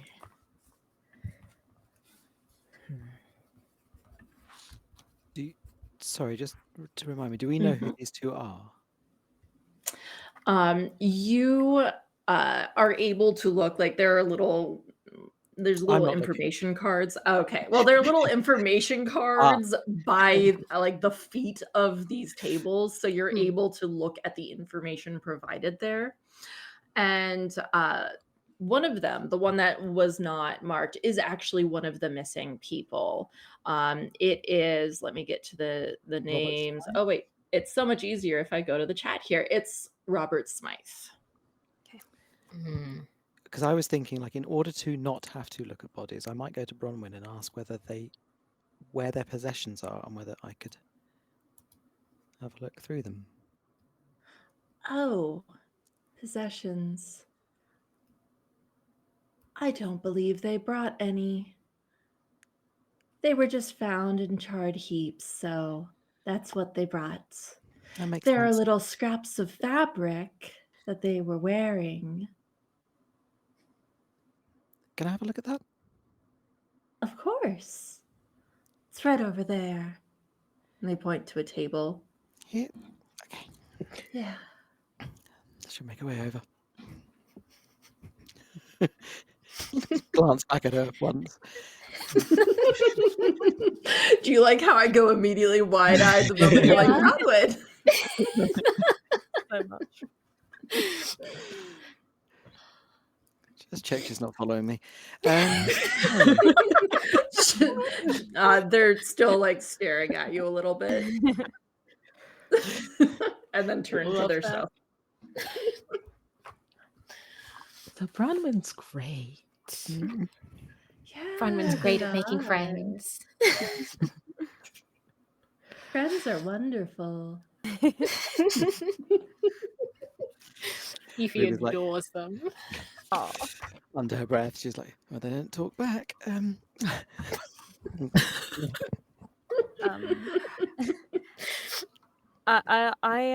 think that the whole time that Alma's been sort of investigating the bodies, like Lucinda has been motor mouthing at Evie, just being like, so how everything works, and show me about this. And so, do you ever find that bodies that have been affected by bleed are different in a visible way? And she's just going. But once she's kind of exhausted herself, she's kind of thinking back to like all the reading she's been doing about kind of sort of bodies found in archaeological sites and sort of evidence of bleed-related death. And she'd like to kind of have a look at these and see if there's anything there. I have an ability, Hey. called Occult Researcher, where Mhm. I will take a brain mark to do this. I can ask the GM for an important occult detail that I would recognize but has not yet been revealed. Ooh, I love this. So yes, I think the perhaps the sheer force of will of thinking this fast has tired her out, but she does kind of think through all the stuff she's read about bodies that have been affected by bleed, and I'd love to know if there's anything that stands out based on her research. And it's not only bodies that are affected by bleed. It's also thinking back to, okay, this woman has strange bite marks that are pulling on her shoulder. That Amma had seen this image of teeth chomping down in her direction when she touched the mirror. There's something about that mirror. You handled it. You drew it in. You contained the bleed from it. Why did the mirror have so much bleed? It clearly, thinking about it, was hanging on that wall. The wall where the bleed of a body shape was attached to. And you realize that mirror specifically was also in that shape of the body. The bleed that was on it was also in that shape. And with that, like thinking about these things, you remember reading about just a nursery rhyme, like just one of those stories from Old Fair about creatures that took on other people's forms in mirrors and would come out to attack. Ooh. I think that Lucinda will start motor mouthing again, kind of like talking through what you've just explained to us. She actually has always about her person her book of fables that she has since she was a small child, and I think she'll flip through and sort of point to one of the little stories in there, be like this. There's so many of them. There's so many tales about strange creatures appearing in mirrors and attacking. Mirrors. Pointing at the Wow. Is there anything specific about these creatures in mirrors? Well, I mean, they're stories, they're nursery rhymes. They don't tell us that much, but it tells us that this is something that's known about, right? This isn't something completely out of the blue. This is something that we could maybe learn more about. Of course. Oh, this is exciting. And this just is start scribbling in a notebook. very exciting. And Ruby is just opening her handbag and taking out her compact mirror and just sliding it across the desk with the intention to leave it here. Exciting.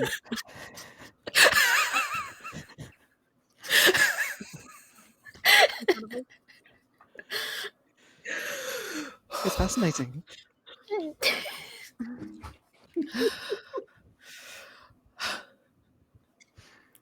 I love this ability, and if you had done anything with Ruby looking in that mirror,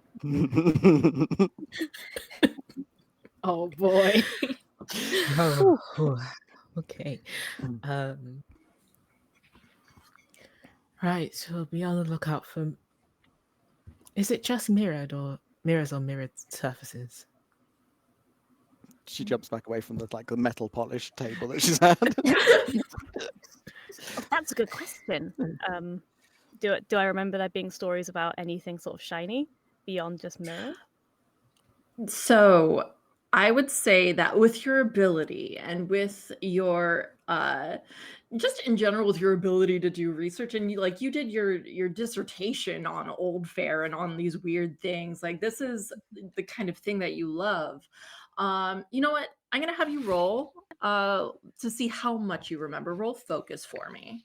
Okay, I'm gonna spend a drive, and I have a Mhm. gilded, so we'll see if I get it back Okay. or not, basically. So Yep. that's 2 dice. The gilded one was a 6. Hey! Hey! Perfection. My dice are obviously in a better mood than yours are, Ren. Talk to me about that. Let's not bring so it I- up. So I get the drive back. Okay, Okay. it was a 6. So, what you remember, and you actually have one of the fables right here in this book that you have. You recognize that, oh, the many teeth, the creature. There's no name for it. The fable doesn't even give a name for it, but it specifically attacks lone people from the mirror because it takes on the form, the shape of that person. And they just think that it's their reflection. They don't realize. And when they turn and look away, is when it attacks. But it's very specifically mirrors. Okay, I'll relay that and say, so both of these bodies, were they found in the same room? Because this thing, it only attacks people who are alone. That is a good question. Well, But only one of them has been bitten. Is that right, Alma? that is correct. Only one of them seems to have been taken by this creature, whatever it is. So that's the one who must have been alone at the mirror. What's the name of this person?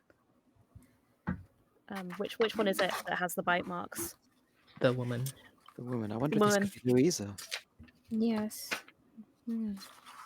So you look at the tag on the woman, and the name is Maggie Lester. Maggie Lester. Not one of the two people. Interesting. Maggie Lester, did you say? Maggie Lester.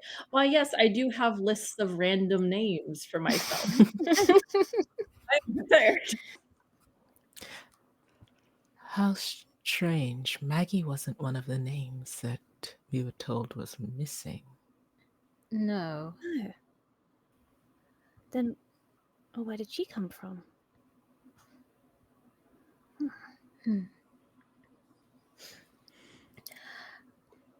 And part of the documents that are at these, it does also say where the bodies were found. And you see that Robert's body was found in that front parlor.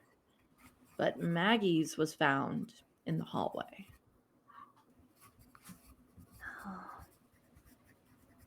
The hallway was where the mirror and the body were. Mhm. And where you injured yourself. Yes. Yeah. Okay.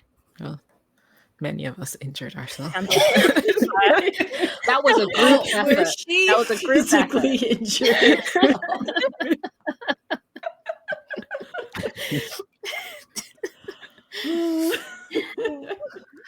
So Maggie looks in the mirror, a beast drops out, Maggie's attacked, gets bitten, knocks over a candle, a fire everywhere. Oh dear. And then here's the thing. What does it say in your myths? Is that beast then free to attack other people, or can it only attack its own reflection, so to speak? I mean, the mirror was broken when we found it. I think it just attacks the one person. What if it can't get back in the mirror? Oh dear.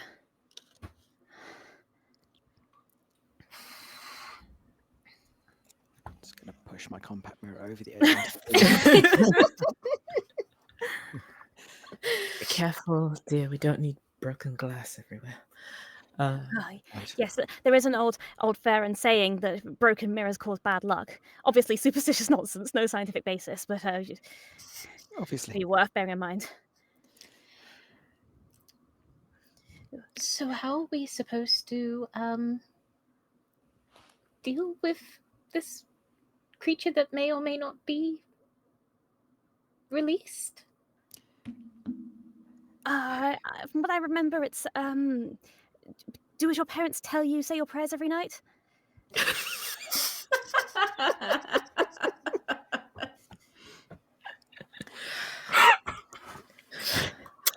I suppose that's a good way to go about it. With the talk of mirrors and the nature of this beast, Ruby is starting to get a bit of confidence back because she's not seeing similarities to what's freaking her out at the moment. So she starts to sort of become a little bit more her normal sort of assertive self. And she's like, I think we need to find Sarah. What if Sarah's still alive? Maybe Sarah saw something. And who's Maggie Lester? We need to find out. We need to get a list of people from the house, find out whether she was actually meant to be there. Yes, that's a good plan, Ruby. I think that would be a decent start. I mean, I could ask around on the streets. I've got a few contacts that may know. I don't know if anyone's got any ideas, but Perhaps we can find the Hawkins themselves. They should have at least some semblance of knowledge of who their staff is. were they away, or am I just making that up? Did we? They were there, but being okay. upper middle class, they were whisked away to the hospital. Right. Okay. So a trip to the hospital, maybe. Yeah. You can get us in, right, Amma? No, it's quite fine. We can go to the hospital. Before we leave, I'd just like to inspect the body myself, if that's okay with everyone. And Ife's going to approach the female's body and will use one of her abilities, which is while touching a corpse, you can burn an intuition resistance to hear, smell, and feel that creature's last few moments of life. But by taking a bleed mark, she can push herself to see a still image of the last thing they saw. I don't think that would apply to Ife unless... That's interesting. Would it just That is your mind? fascinating. You know what? I will let you decide.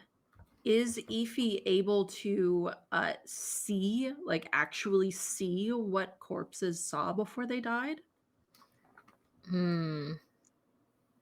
Oh, because geez. she has never Never, yeah. been able to No. see. She's always been blind. So I it don't is think she genuinely up can. to you. I don't think she can see. Okay. Yeah, because even the flicker is like it's like a moat in the distance, Yeah. So yeah, I think it's more other sensations. Okay. We'll play with that. We'll talk. Mhm. So, your ability, remind me again because I got distracted by That's this all right. thought.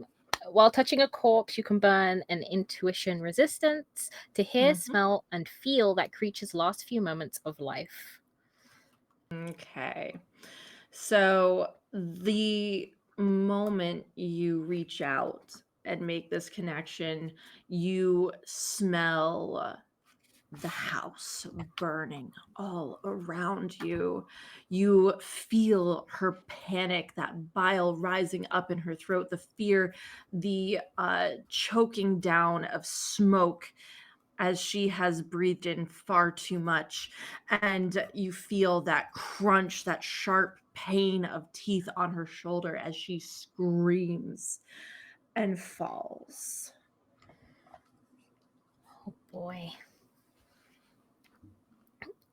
Ify will kind of come out of that sensation. It kind of takes her a bit to recalibrate herself almost. Mhm. Oh, okay. It seemed like the house was already ablaze when she was attacked. Oh. So it wasn't caused by her dropping the candle, I don't think. Or perhaps something else? The fire was in the room beyond, wasn't it? That entranceway was clear of fire. Mhm. And Robert has burns on him, doesn't he? Is that right? Yeah. Yeah. Oh boy. So if they were both trying to escape with both ending fairly unlucky, something caused that creature to wake up.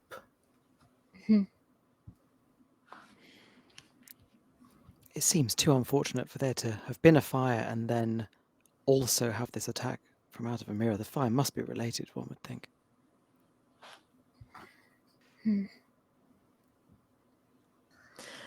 But We need to find those how? people. We do. So who would we want to go and find? Well, I mean, what do you think? Do you think we should... I know Fairlight told us all to stick together, but is it worth a couple of us going to find someone? And we need to find Sarah for sure. Perhaps we should all track Sarah down to start with. Yes, perhaps. I mean, we know where the Harkins are, don't we? So I mean, we can find them later. They're not going anywhere for the time being, I assume. But how do we find Sarah? I mean, how do you just find somebody in a whole city? Well, we could either ask the Harkins, or we could ask around the streets nearby. Just like walking up to strangers, is that safe? In the sidle, quite. I will talk to the strangers. Listen, it's fine.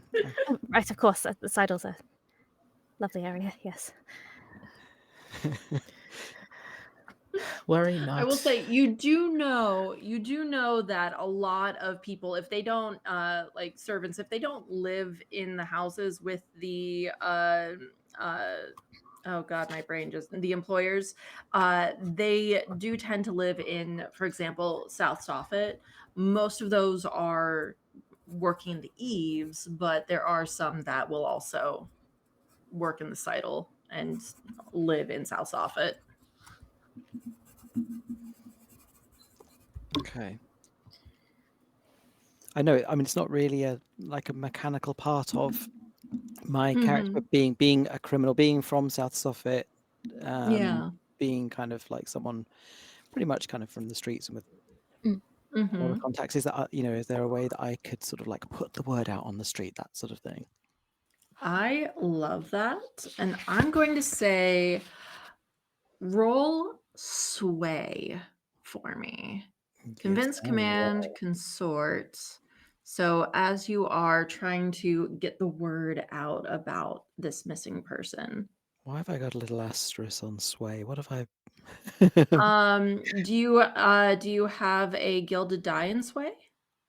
So you have one and then you choose one, don't you?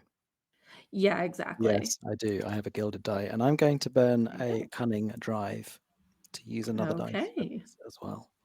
Sounds good. Okay. Come on, Ruby, you can do it.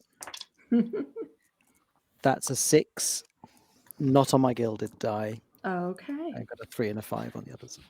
Okay. A 6. You put the word out. And the thing is that people know Ruby. They know and adore you. You are a very popular singer and performer in the Red Lamp District.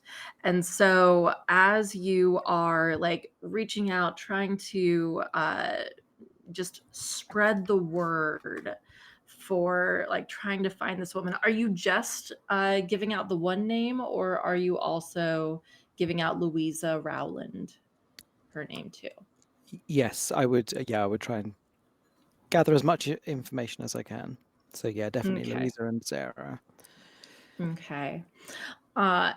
You very quickly, like within the span of an hour, uh, get back word that, oh, Sarah Mothlan, yeah, she's my neighbor. It's just this like 20-something-year-old guy who's like, oh yeah, of course.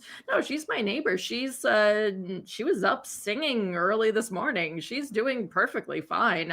She's not missing. It's her day off. Henry, you're an absolute darling, and I'll kiss him on the cheek. And I'll turn to the others and I go, we've got it. All right. That's very So good work. Sarah Mothlan is not missing. She's happy and alive. Good day to choose not to go to work, perhaps. Mm-hmm. Mm. But Louisa, you've not heard anything about. And you do know that she is one of the people who lived in the house. And I'm fully aware that we didn't do a thorough search of the house because I got a little bit panicky. And also it was unsafe and there was no staircase anymore. Yeah, let's go with that. Several valid reasons. Mhm. Mhm. Don't involve Ruby. So we will go. Yeah, let's go and see what Sarah might know. Yeah, let's do it. Okay. Okay. So Sarah, Henry immediately is like, oh yeah, I live right there. And he gives a little winky wonk, I would say, to Ruby when he says that. Not like expecting anything, but like, it's Ruby. And like it points to, and that's Sarah's. So you're able to, she's a couple of stories up, not in the nicest part of town, but she has her own place. And so you head on up to her apartment, and the stairs a little bit rickety. It's uncertain footing in places, but you eventually get up to her door, and you do indeed hear some rather beautiful singing coming from inside the apartment.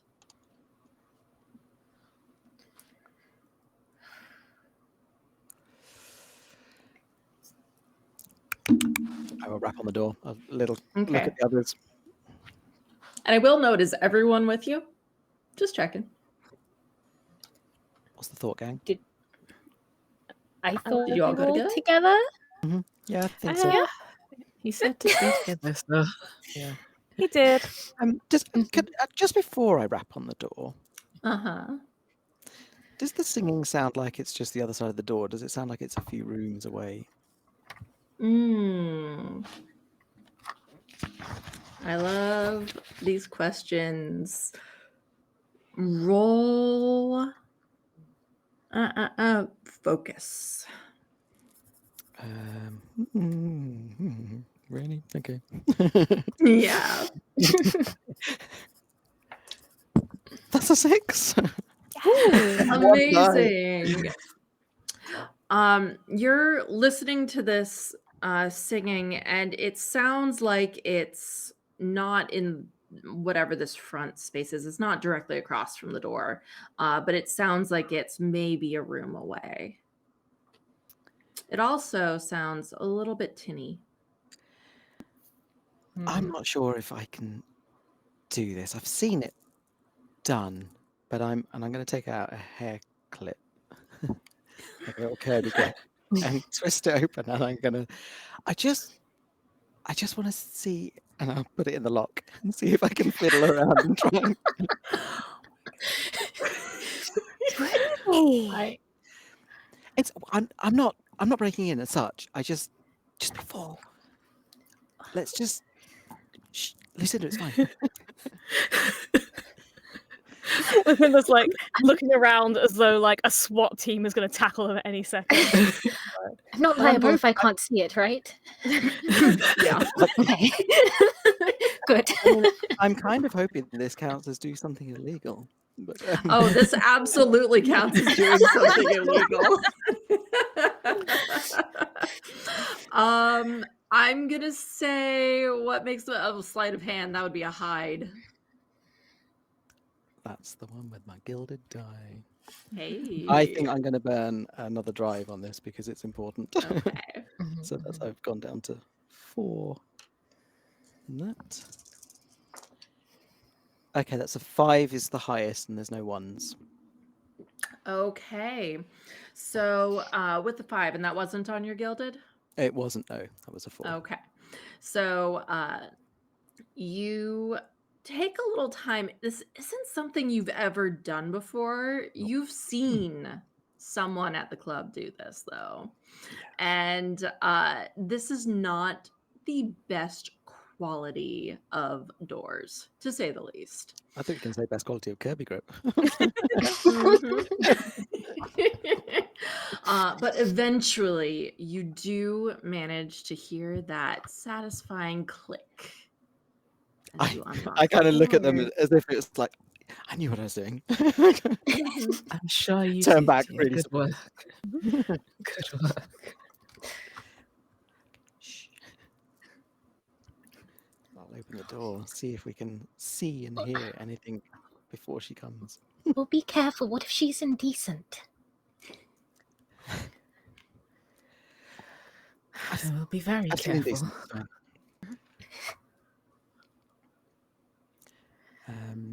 What do we see in the immediate kind of? Is it a hallway? Is it just opens into a room? So you creak open the door, and it does creak just ever so slightly, and scan around. And this looks to be a relatively. The best way I can describe it is open concept. Not that that was a thing in 1907, but we'll ignore that fact.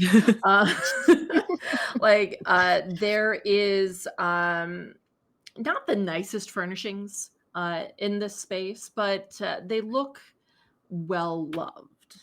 And you see that there is there's a wardrobe off to one side. There is a bed as well. There's a very small like kitchenette, barely serviceable but good enough. And you can see that there is another doorway leading into another room that's just ever so slightly ajar. Is that where the singing's coming from? Yes, it is. Could I, just as because there's no one in here, Mm-hmm. can I just peek into my bag and I have Mm-hmm. this jar of fungus? Yee. Could I, which is my bleed detector, could I just see if it's starting to glow a bit? You lift it out, Mhm. and it is starting to glow.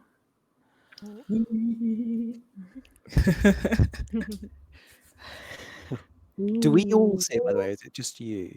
Oh my gosh, that's so lovely. So It's so pretty. cool. Gorgeous. But it is absolutely glowing. Everyone, be mindful, we might have a problem. I would like to cast my eyes around the room. Is there a mirror in here? You look around. No mirror. I think we don't have long. Quickly split up and look to see if you can find anything in this room. In 1 minute, I'm going to call her. I'm going to say her door was open.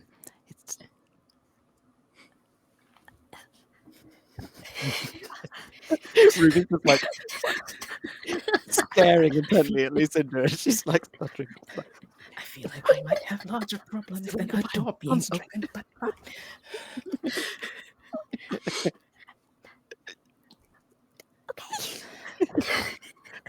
So I'm going to run to the, not run, I'm going to like quietly pad to the door that's slightly ajar, and I'll be on the lookout. I shall survey to see if she's going to come close, while the other three, although, well, I don't know.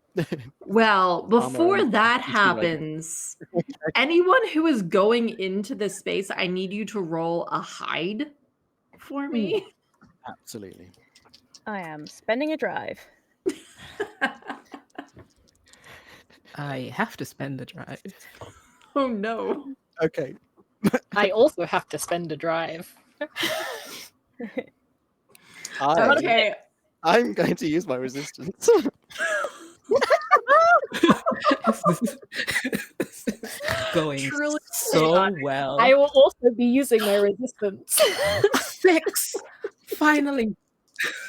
Why did Candela hire these clowns? I've used all my 6s, clearly. That is a 2. Amazing. And Ruby? So I rolled a 2 and a 1 on my gilded die. So I mean, you can take the gilded and get your drive back. and Amazing. every other player hate me. Listen, I got a 6. Maybe it'll cancel each other out. If I This is not D&D. D&D. What's the that? bottom I've never page. heard of those letters being strung together before. If I use up a resistance, I can roll these 2 again. Is that how it works? Yeah, so you're not able to re-roll any drives that you spent. Sure. You can only re-roll the regular dice. I think it's quite important that we're not found at this point. Or at least that we don't Okay, fail. so the interesting thing there is that I've just swapped those 2 numbers around. So the 1 is not on the gilded die anymore. Oh no, I think I transferred the bad energy. Oh boy. I love this so much. Fairlight is So- watching us from afar, like, what are they doing? Lucinda and Amma, you are like, okay, cool. We have to be really quiet. Got it.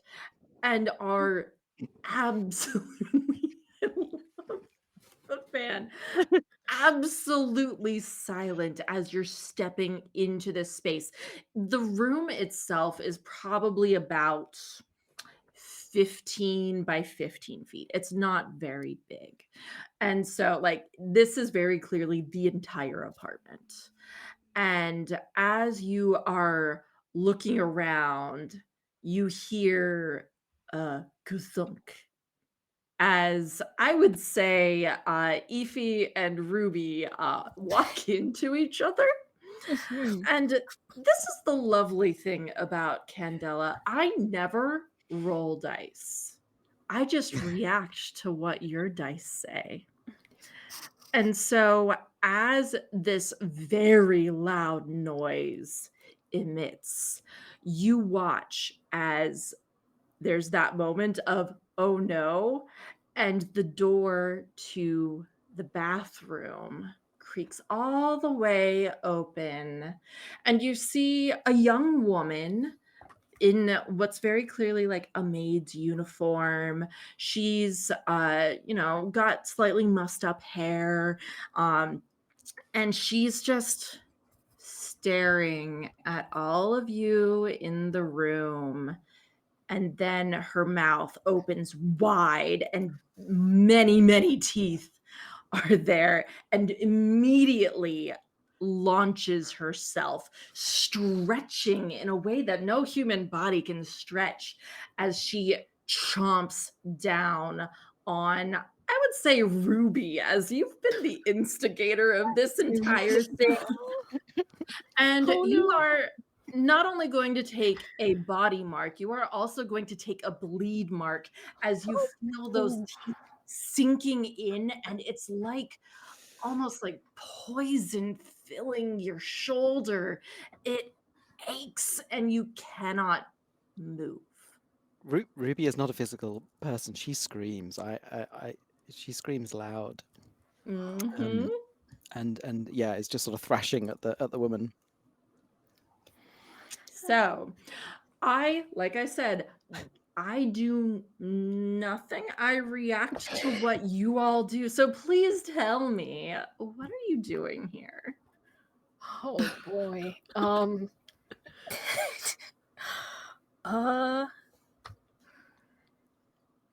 I know this is not necessarily in turns, but I'm going to say I'm not Uh-huh. going to do anything like this round. Mhm. I think I am just in absolute shock. I've got a hat trick, bleed, brain, Mhm. and body. Yep. I think Lucinda's research mind says we have a question here, which is what happens when the mirror breaks? She goes, well, either it's going to help or make things much worse. She is going to leg it into what I assume is the bathroom and pull out of Mhm. her messenger bag a very small, quite nicely crafted little hand pistol. It has like mother of Uh-huh. pearl inlaid. It was clearly something that belongs in the family home, and she's pocketed at some point. Mhm. And she's going to sort of okay, and just try and shoot at the mirror and smash it. Well, before you do that, Mhm.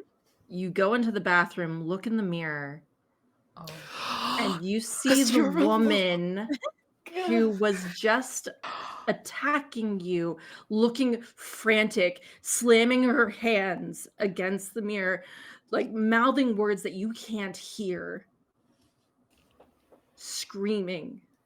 Oh my gosh. She's standing, she's looking at the gun, she's looking at the mirror. Um, uh, I don't know how to help. Ify! Ify, oh gosh, hears her name being called and tries to navigate her way around to the bathroom, but this is an unfamiliar space, so it's Mhm. very difficult. But she will kind of scramble her way to you in a Mhm. panic. Yeah, I think we I'm should gonna just shouting your say name so you can follow the sound. mhm. And with that, I'm gonna say you don't need to roll move because you are able to hear Lucinda's voice, and you're able. This is not a very populated with furniture room, Mhm. um, And luckily, this creature is distracted by Ruby at the moment. So you are able to make your way over to Lucinda's side. What's wrong? Evie, she's trapped in the mirror. The woman's trapped in the mirror. You have this? You have the thing. You can sense things when you touch things. Do you know anything about this? How do we get her out of there? Evie will kind of place her hands forward against the mirror to see if we can sense the presence there. And you can. The flicker ignites for you. There is a person there, but it's like there's a wall between you. You can't quite reach her. Oh boy. I don't entirely know how to. There's something blocking her from coming back out. So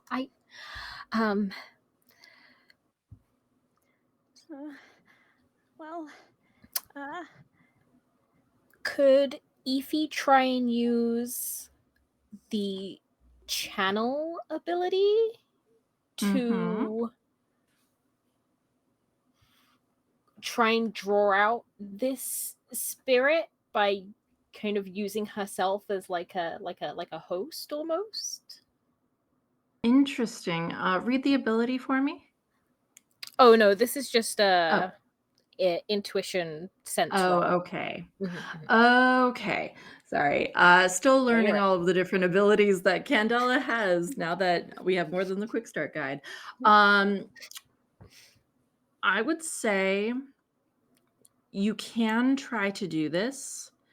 It is going to be extremely difficult. Okay. With high stakes. Can I give a drive to you? You can. It has to be in the same. It has to be an intuition drive. Okay, I'll do that. Okay. Right. My sense is gilded. Okay. And I will also spend a drive as well. So that's okay. I think a pool of 5. Do you have 2 in sense? Yes. Okay, so one of those 2 is gilded. Oh, okay. Yeah. I understand. Yep. So then a pool of 4. So that's pool of 4.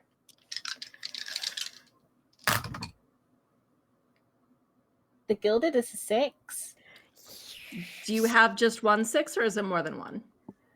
Just 1 6. The rest are okay. 2 3s and 2. Okay. Because when you have 2 or more 6s, it's a critical success.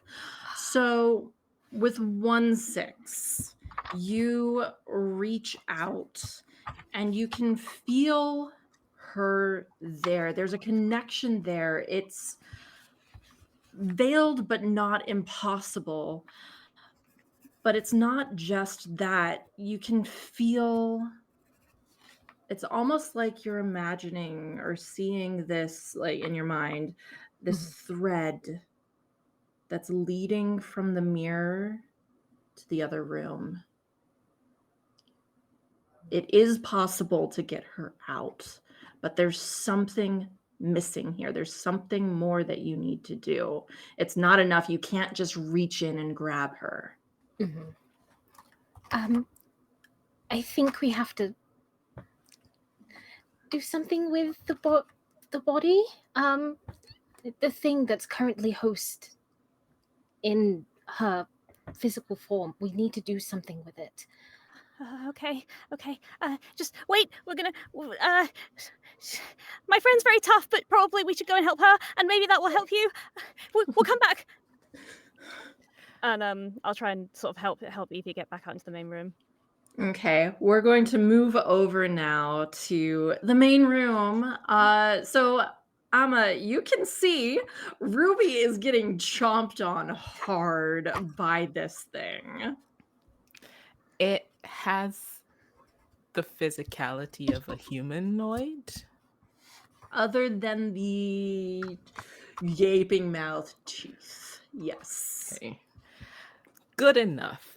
So Alma is going to set her bag down, go through it quickly, and she draws out this blade, and it's not like her surgical equipment. It looks older, questionable where she would get it from, but it's like, well, you seem human enough. Hopefully you have the same weaknesses. And she is going to try to essentially get a hand up in between her and Ruby's bodies to like get up into like the lungs and gut of the creature. Okay, this sounds like you can choose. It is either going to be strike or control. I'll do control. Okay. That's gilded. A valid reason to choose it. All right, so that's 2 die, and maybe I'll spend a drive as well, boost my chances a little bit.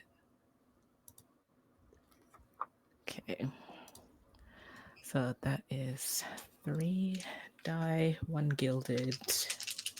Mhm. Kill me, Mama. Okay, I got a 3 I'm on the always guild. concerned when you say okay. No. It's actually Good, not okay. bad because I got a 5 and a 6 and a 3 on the gilded. So Okay. it's really not bad. So I don't think I'm gonna take the gilded because I actually want to get this off of Ruby right now. So that's 6. Amazing. So you reach out, grasp for this thing, trying to get it off of Ruby, and your knife sinks home. It is flailing, but it can't reach around to bite you the way that you've got it locked in with that 6. You are able to hold on strong to it for now. Ruby, is there anything that you wanted to do now that this thing is off of you? It's let go of me completely, has it? So I can get away, so to speak. It's let go of you. It's scrabbling now where its hands were on you before. It's now scrabbling at Amma, trying to get them off of it. Okay. So I like fall to the floor, sort of scrabble backwards, a little bit similar to the previous house. But this is Amma being like in trouble now, and I adore her. So I look around and I grab like a lamp perhaps and just try and crash it on its head from behind. Okay. That would be a strike. Okay, so I have no dice. So you roll 2 and take you the lowest. What if I spend my drive in nerve?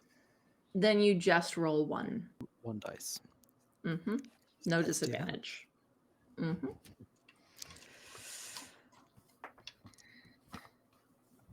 No, that's a 2. You try to smash this lamp down on this thing, but you see those snapping teeth, the many pointed pincer quality of it, and it's not the same. It's not the same. It isn't. It's not the same, but your mind flashes back to other I'm having PTSD. teeth, Yep.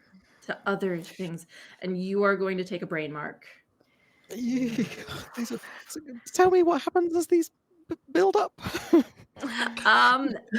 If you take a 4th in body, brain, or bleed, and it has to be like in one set, so not spread out, don't worry about that, you will take a scar.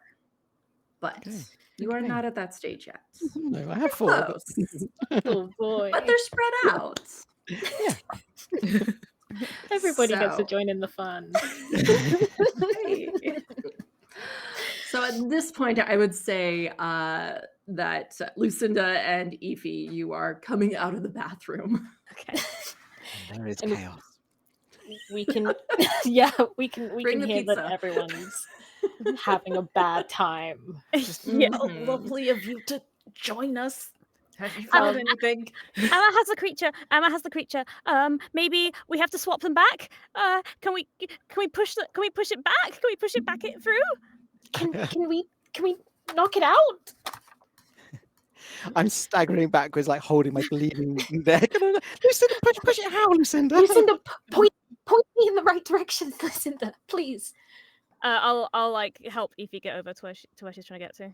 Ify's gonna Okay. bring up her rabbit's head cane and try and swing at this thing. Leave my friends alone! Just Yeah. she has no strength at all. So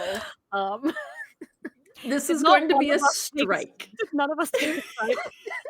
no. Incredible. Oh my goodness. Yeah, this is absolutely a strike roll, please. Okay, so because I have nothing in it, I roll 2 and take the lowest. Yes, correct. I rolled 2 5s. Ify, why are we Hey. When it comes to friendship, don't fuck with Ify. She does like me. Luckily, with that 5, Ify, maybe you don't realize this, but you narrowly miss hitting Ruby as she stood there frozen in this moment. But you don't know that. You thwack and hear a crunch, and you know that you hit. Very great. And as you hit, that sensation is starting to come back of teeth, many teeth. It's overwhelming. It's overpowering static noise. And you are going to take another bleed as this entity does have bleed. But luckily for Amma, she's covered. But yeah, I would say that Ify, your hand makes contact with its body. Could Ruby try something? I'd like to try and do a distract. Okay. Basically, I sort of run around in front of it, trying to get its attention on me. I'm almost like showing it the bite mark. You like this? You want some more? And I'll run into the bathroom and I'll be shouting over my shoulders like, you better get ready to push it.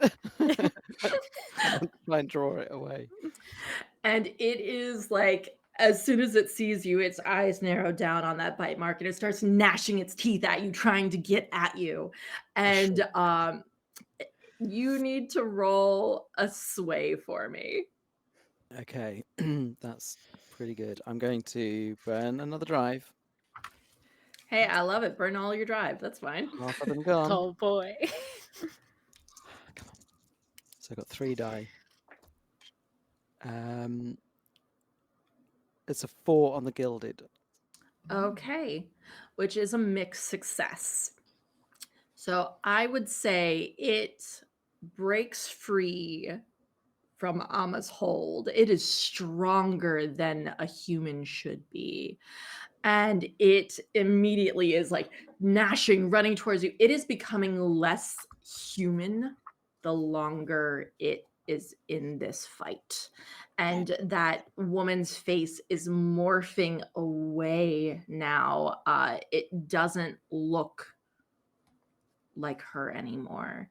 And so as you're saying, come and get me, basically, it rushes towards you into the bathroom and it slams into you and you are going to take a bleed. Could I, Yes. once per assignment, when you should take 1 or more marks from an enemy, you instead escape unscathed? Describe how your quick thinking helps keep you safe from harm. Please do tell me. This is Death Defy. So what I would like to do is at the last minute, I just like drop to my knees and roll out the way, hoping it goes past me and slams into the mirror. I love that, and I'm going to reward it. So as it lunges for you, you were standing in front of this rather large bathroom mirror, and you immediately drop down. And as you do, it reaches out and its hand makes contact with that mirror. And it is like a reversal that as it is falling into the mirror, the woman trapped in there falls out, and she falls on you, Ruby. Yeah. You suddenly have a full-grown woman flopped down on you, but she is gasping for breath and looking around wide-eyed. I grab her into my arms. I hug her. I'm just, What was that? What was that? And she looks up, and it's still there in the mirror, staring, everyone. gnashing its teeth, trying to break through. But you can see that it is no longer human. It cannot take any form because there are too many of you in the room. Okay. Should we smash it now? So Ruby just looks at you as you appear at the bathroom door. I'm bleeding. I'm holding this woman. I've kind of gone beyond it now. I'm just sort of shaking. I'm just staring at you wide-eyed.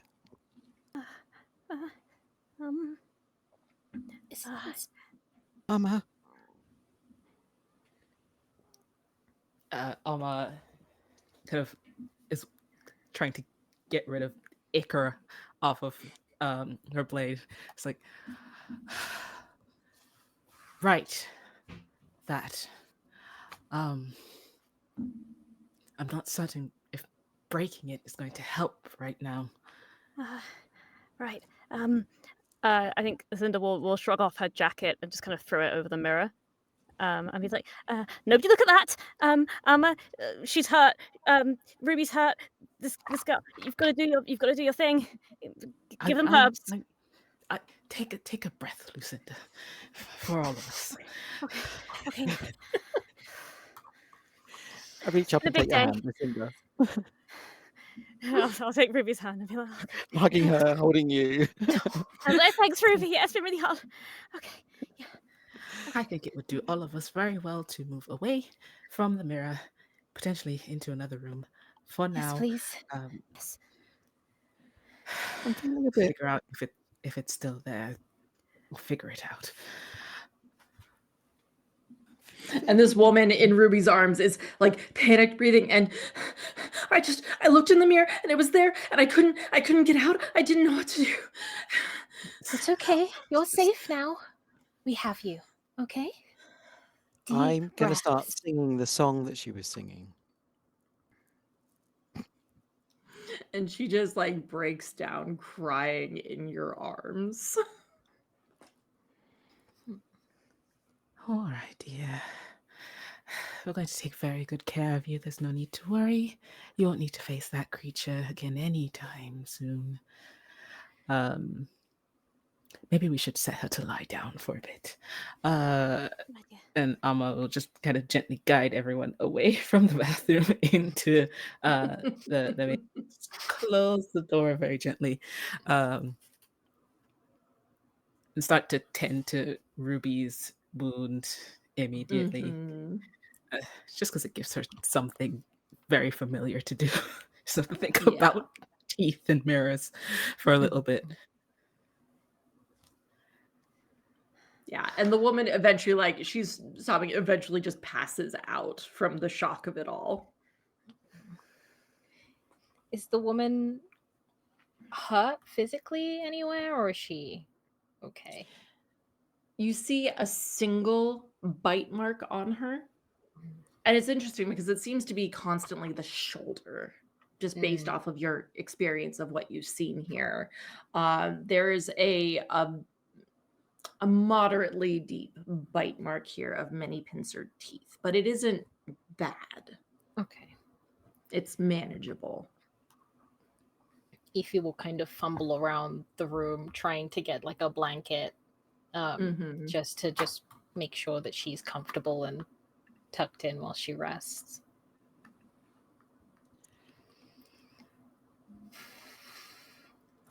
Everyone, that person who's missing and that body shape on the wall,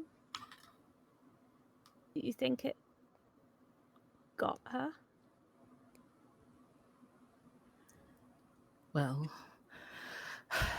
from what you described, it seems as though that creature exited when this young lady entered.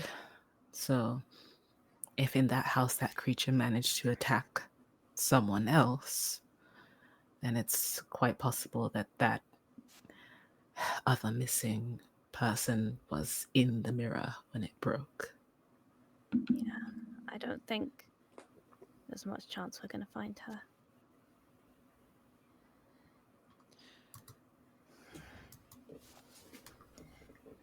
How is everyone? I'm fine. And then Ruby faints. Oh. Oh, Ruby! Oh dear. She'll be fine. Just I could bring her back immediately, but I think she needs a moment to rest. But it's nice and quiet. Yeah. At least we managed to save this girl. Yeah.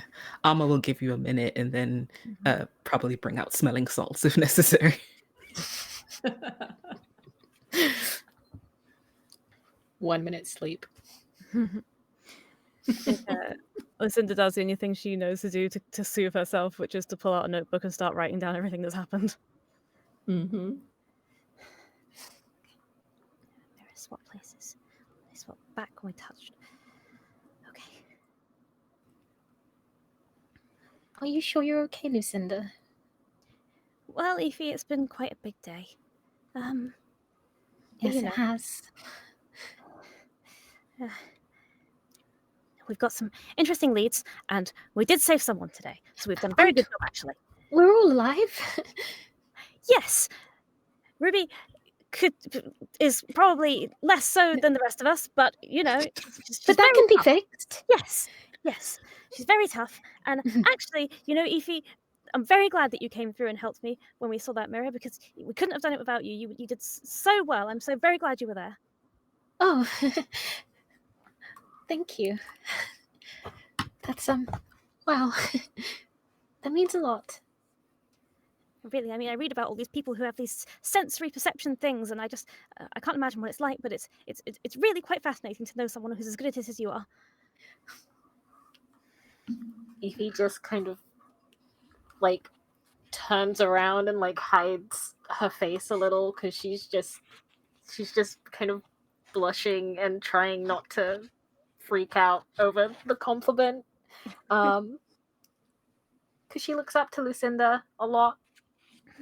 And yeah, she's like, well, if you ever want to talk, I'm always willing. Oh, absolutely. But first, Amma, what should we do with this girl? We can't leave her here on her own. Well, no, we won't. I do think we'll probably have to... Well, she will need further medical care. We could bring her back to my office, but I do believe possibly Candela would want to have some conversation with her. Yeah. Maybe we can bring her back to the curio shop and Mr. Fairlight can look after her. He could do that. Although I possibly would want to wait until she's a bit more awake before we do that. All right, well, let's all rest here for now, then. Sounds good. Can someone come with me to get my jacket? I'll come with you, Lucinda.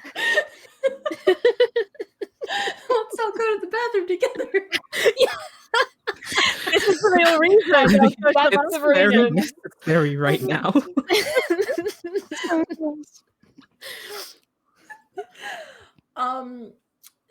So you go into the bathroom and take off your jacket from the mirror. The creature's still there and it's like gnashing at the mirror, trying to get back out. But buddy system. While they're gone, just gonna Uh-huh. crack open a little capsule of smelling salts under Ruby's nose. It's like, all right, dear, time to wake up. Don't let the wolf get. Easy, Emma. easy. Take a moment. You're Where are they? fine. In the bathroom, I suspect, retrieving Lucinda's jacket. Is it still here? Well, I haven't heard anything that sounded like a scream, so I'm going to assume it's fine.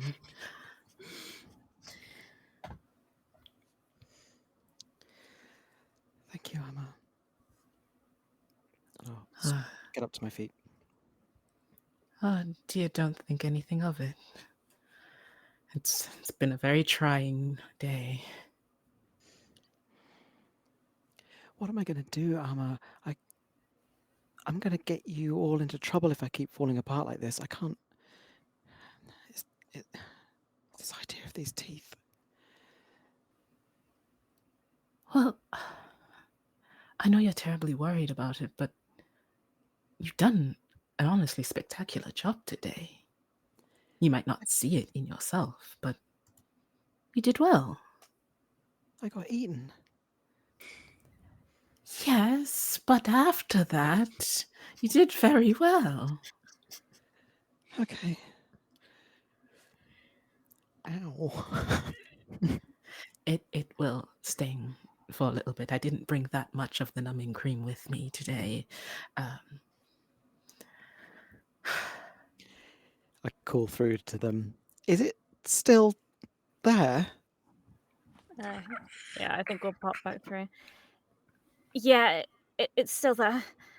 I still trying to get out. It doesn't look like her anymore. Now it's just a monster. Then what do we do? Because if it's going to come out when there's only one person, what happens if there's no people?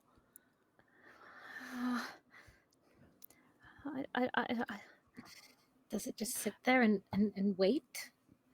Is I it mean, stuck in there? how did it get here? Watching it is freaking Ruby out. Seeing this thing like thrashing at the glass. And so she's like listening to you, but kind of looking over your shoulders at this thing. Is there something heavy in the bathroom? I would say yes, there's a stool in the bathroom. I think they see me doing it because I'm almost going in slow motion. So if anyone stops me, then I'm stoppable. But I'm kind of just almost like sleepwalking to the stool. And I just want to throw it at the glass. Does anyone stop her? Definitely not. The thing Lucinda admires most about Ruby is the instinct that she has. Mm-hmm. So I'm not going to make you roll for this. You throw the stool, this heavy wooden stool, at the mirror, and it explodes in shards all over the bathroom. You have one moment where you see this thing gnashing towards you, this thing that bit you, and then it just explodes into all little bitty pieces. You look down at one of the shards of mirror and there's nothing there. Slump to the ground.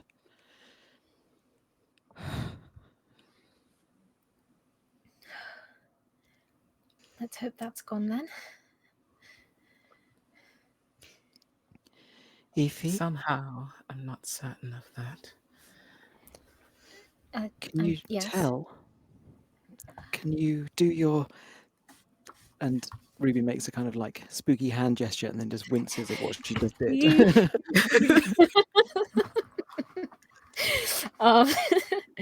um, Ify will kneel down by the glass again and just Mm-hmm.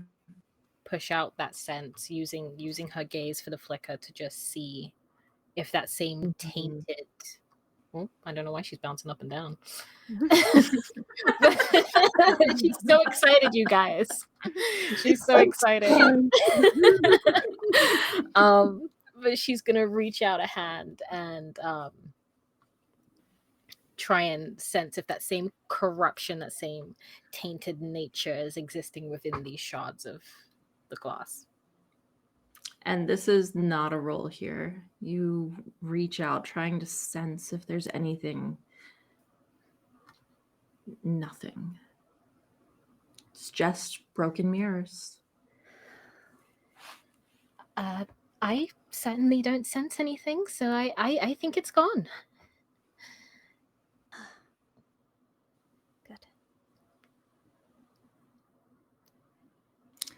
And I think that here, unless there's any other moment that you want to put in, we'll pull back and draw this assignment to a close.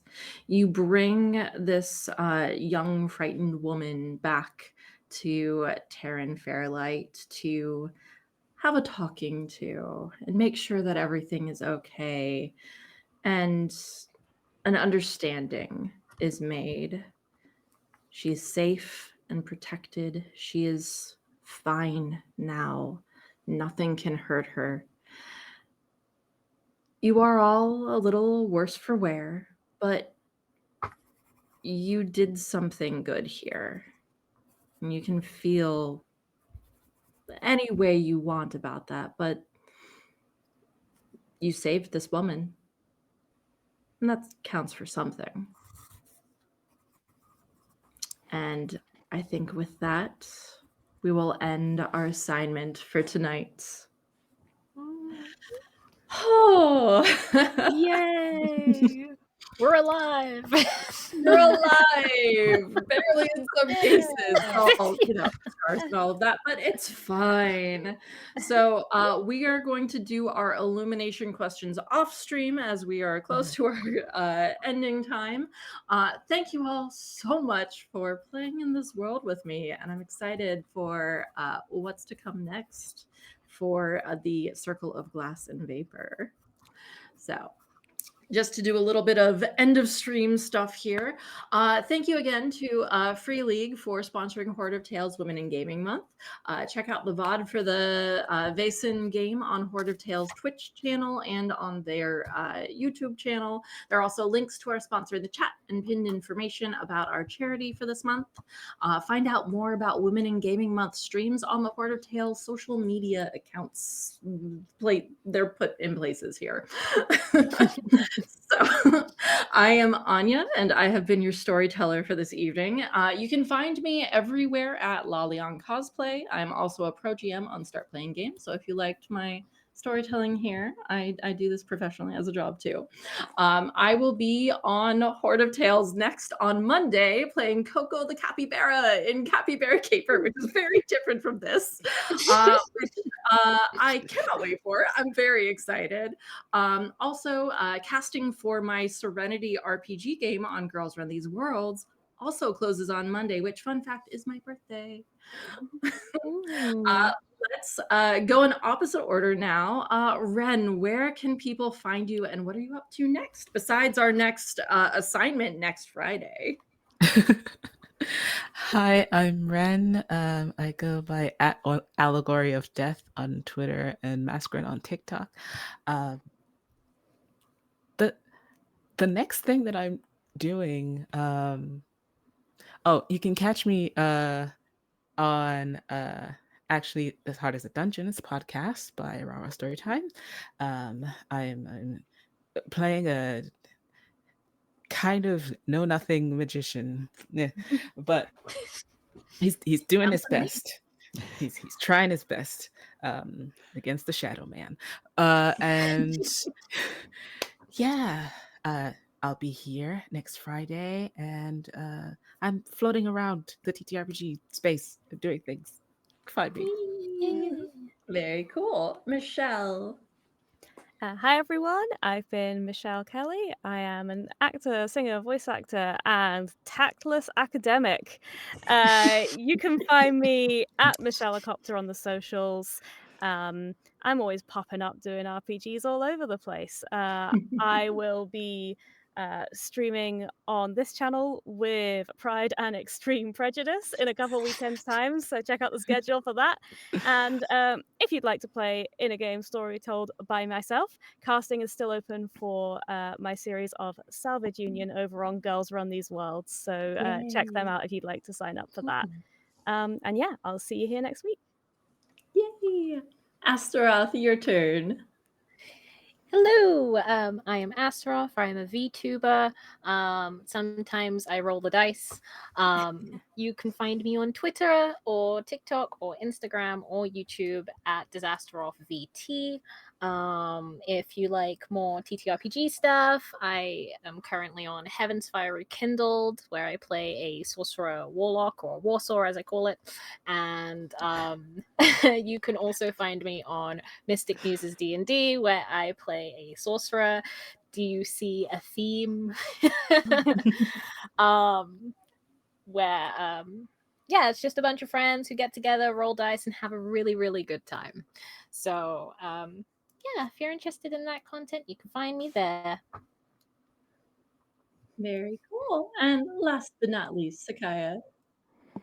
I've been Sakaya, and I am part of a production called The Transmissions, which we start live streaming and podcasting on the 26th of March. Our podcast is a horror set in the 1976 North Wales.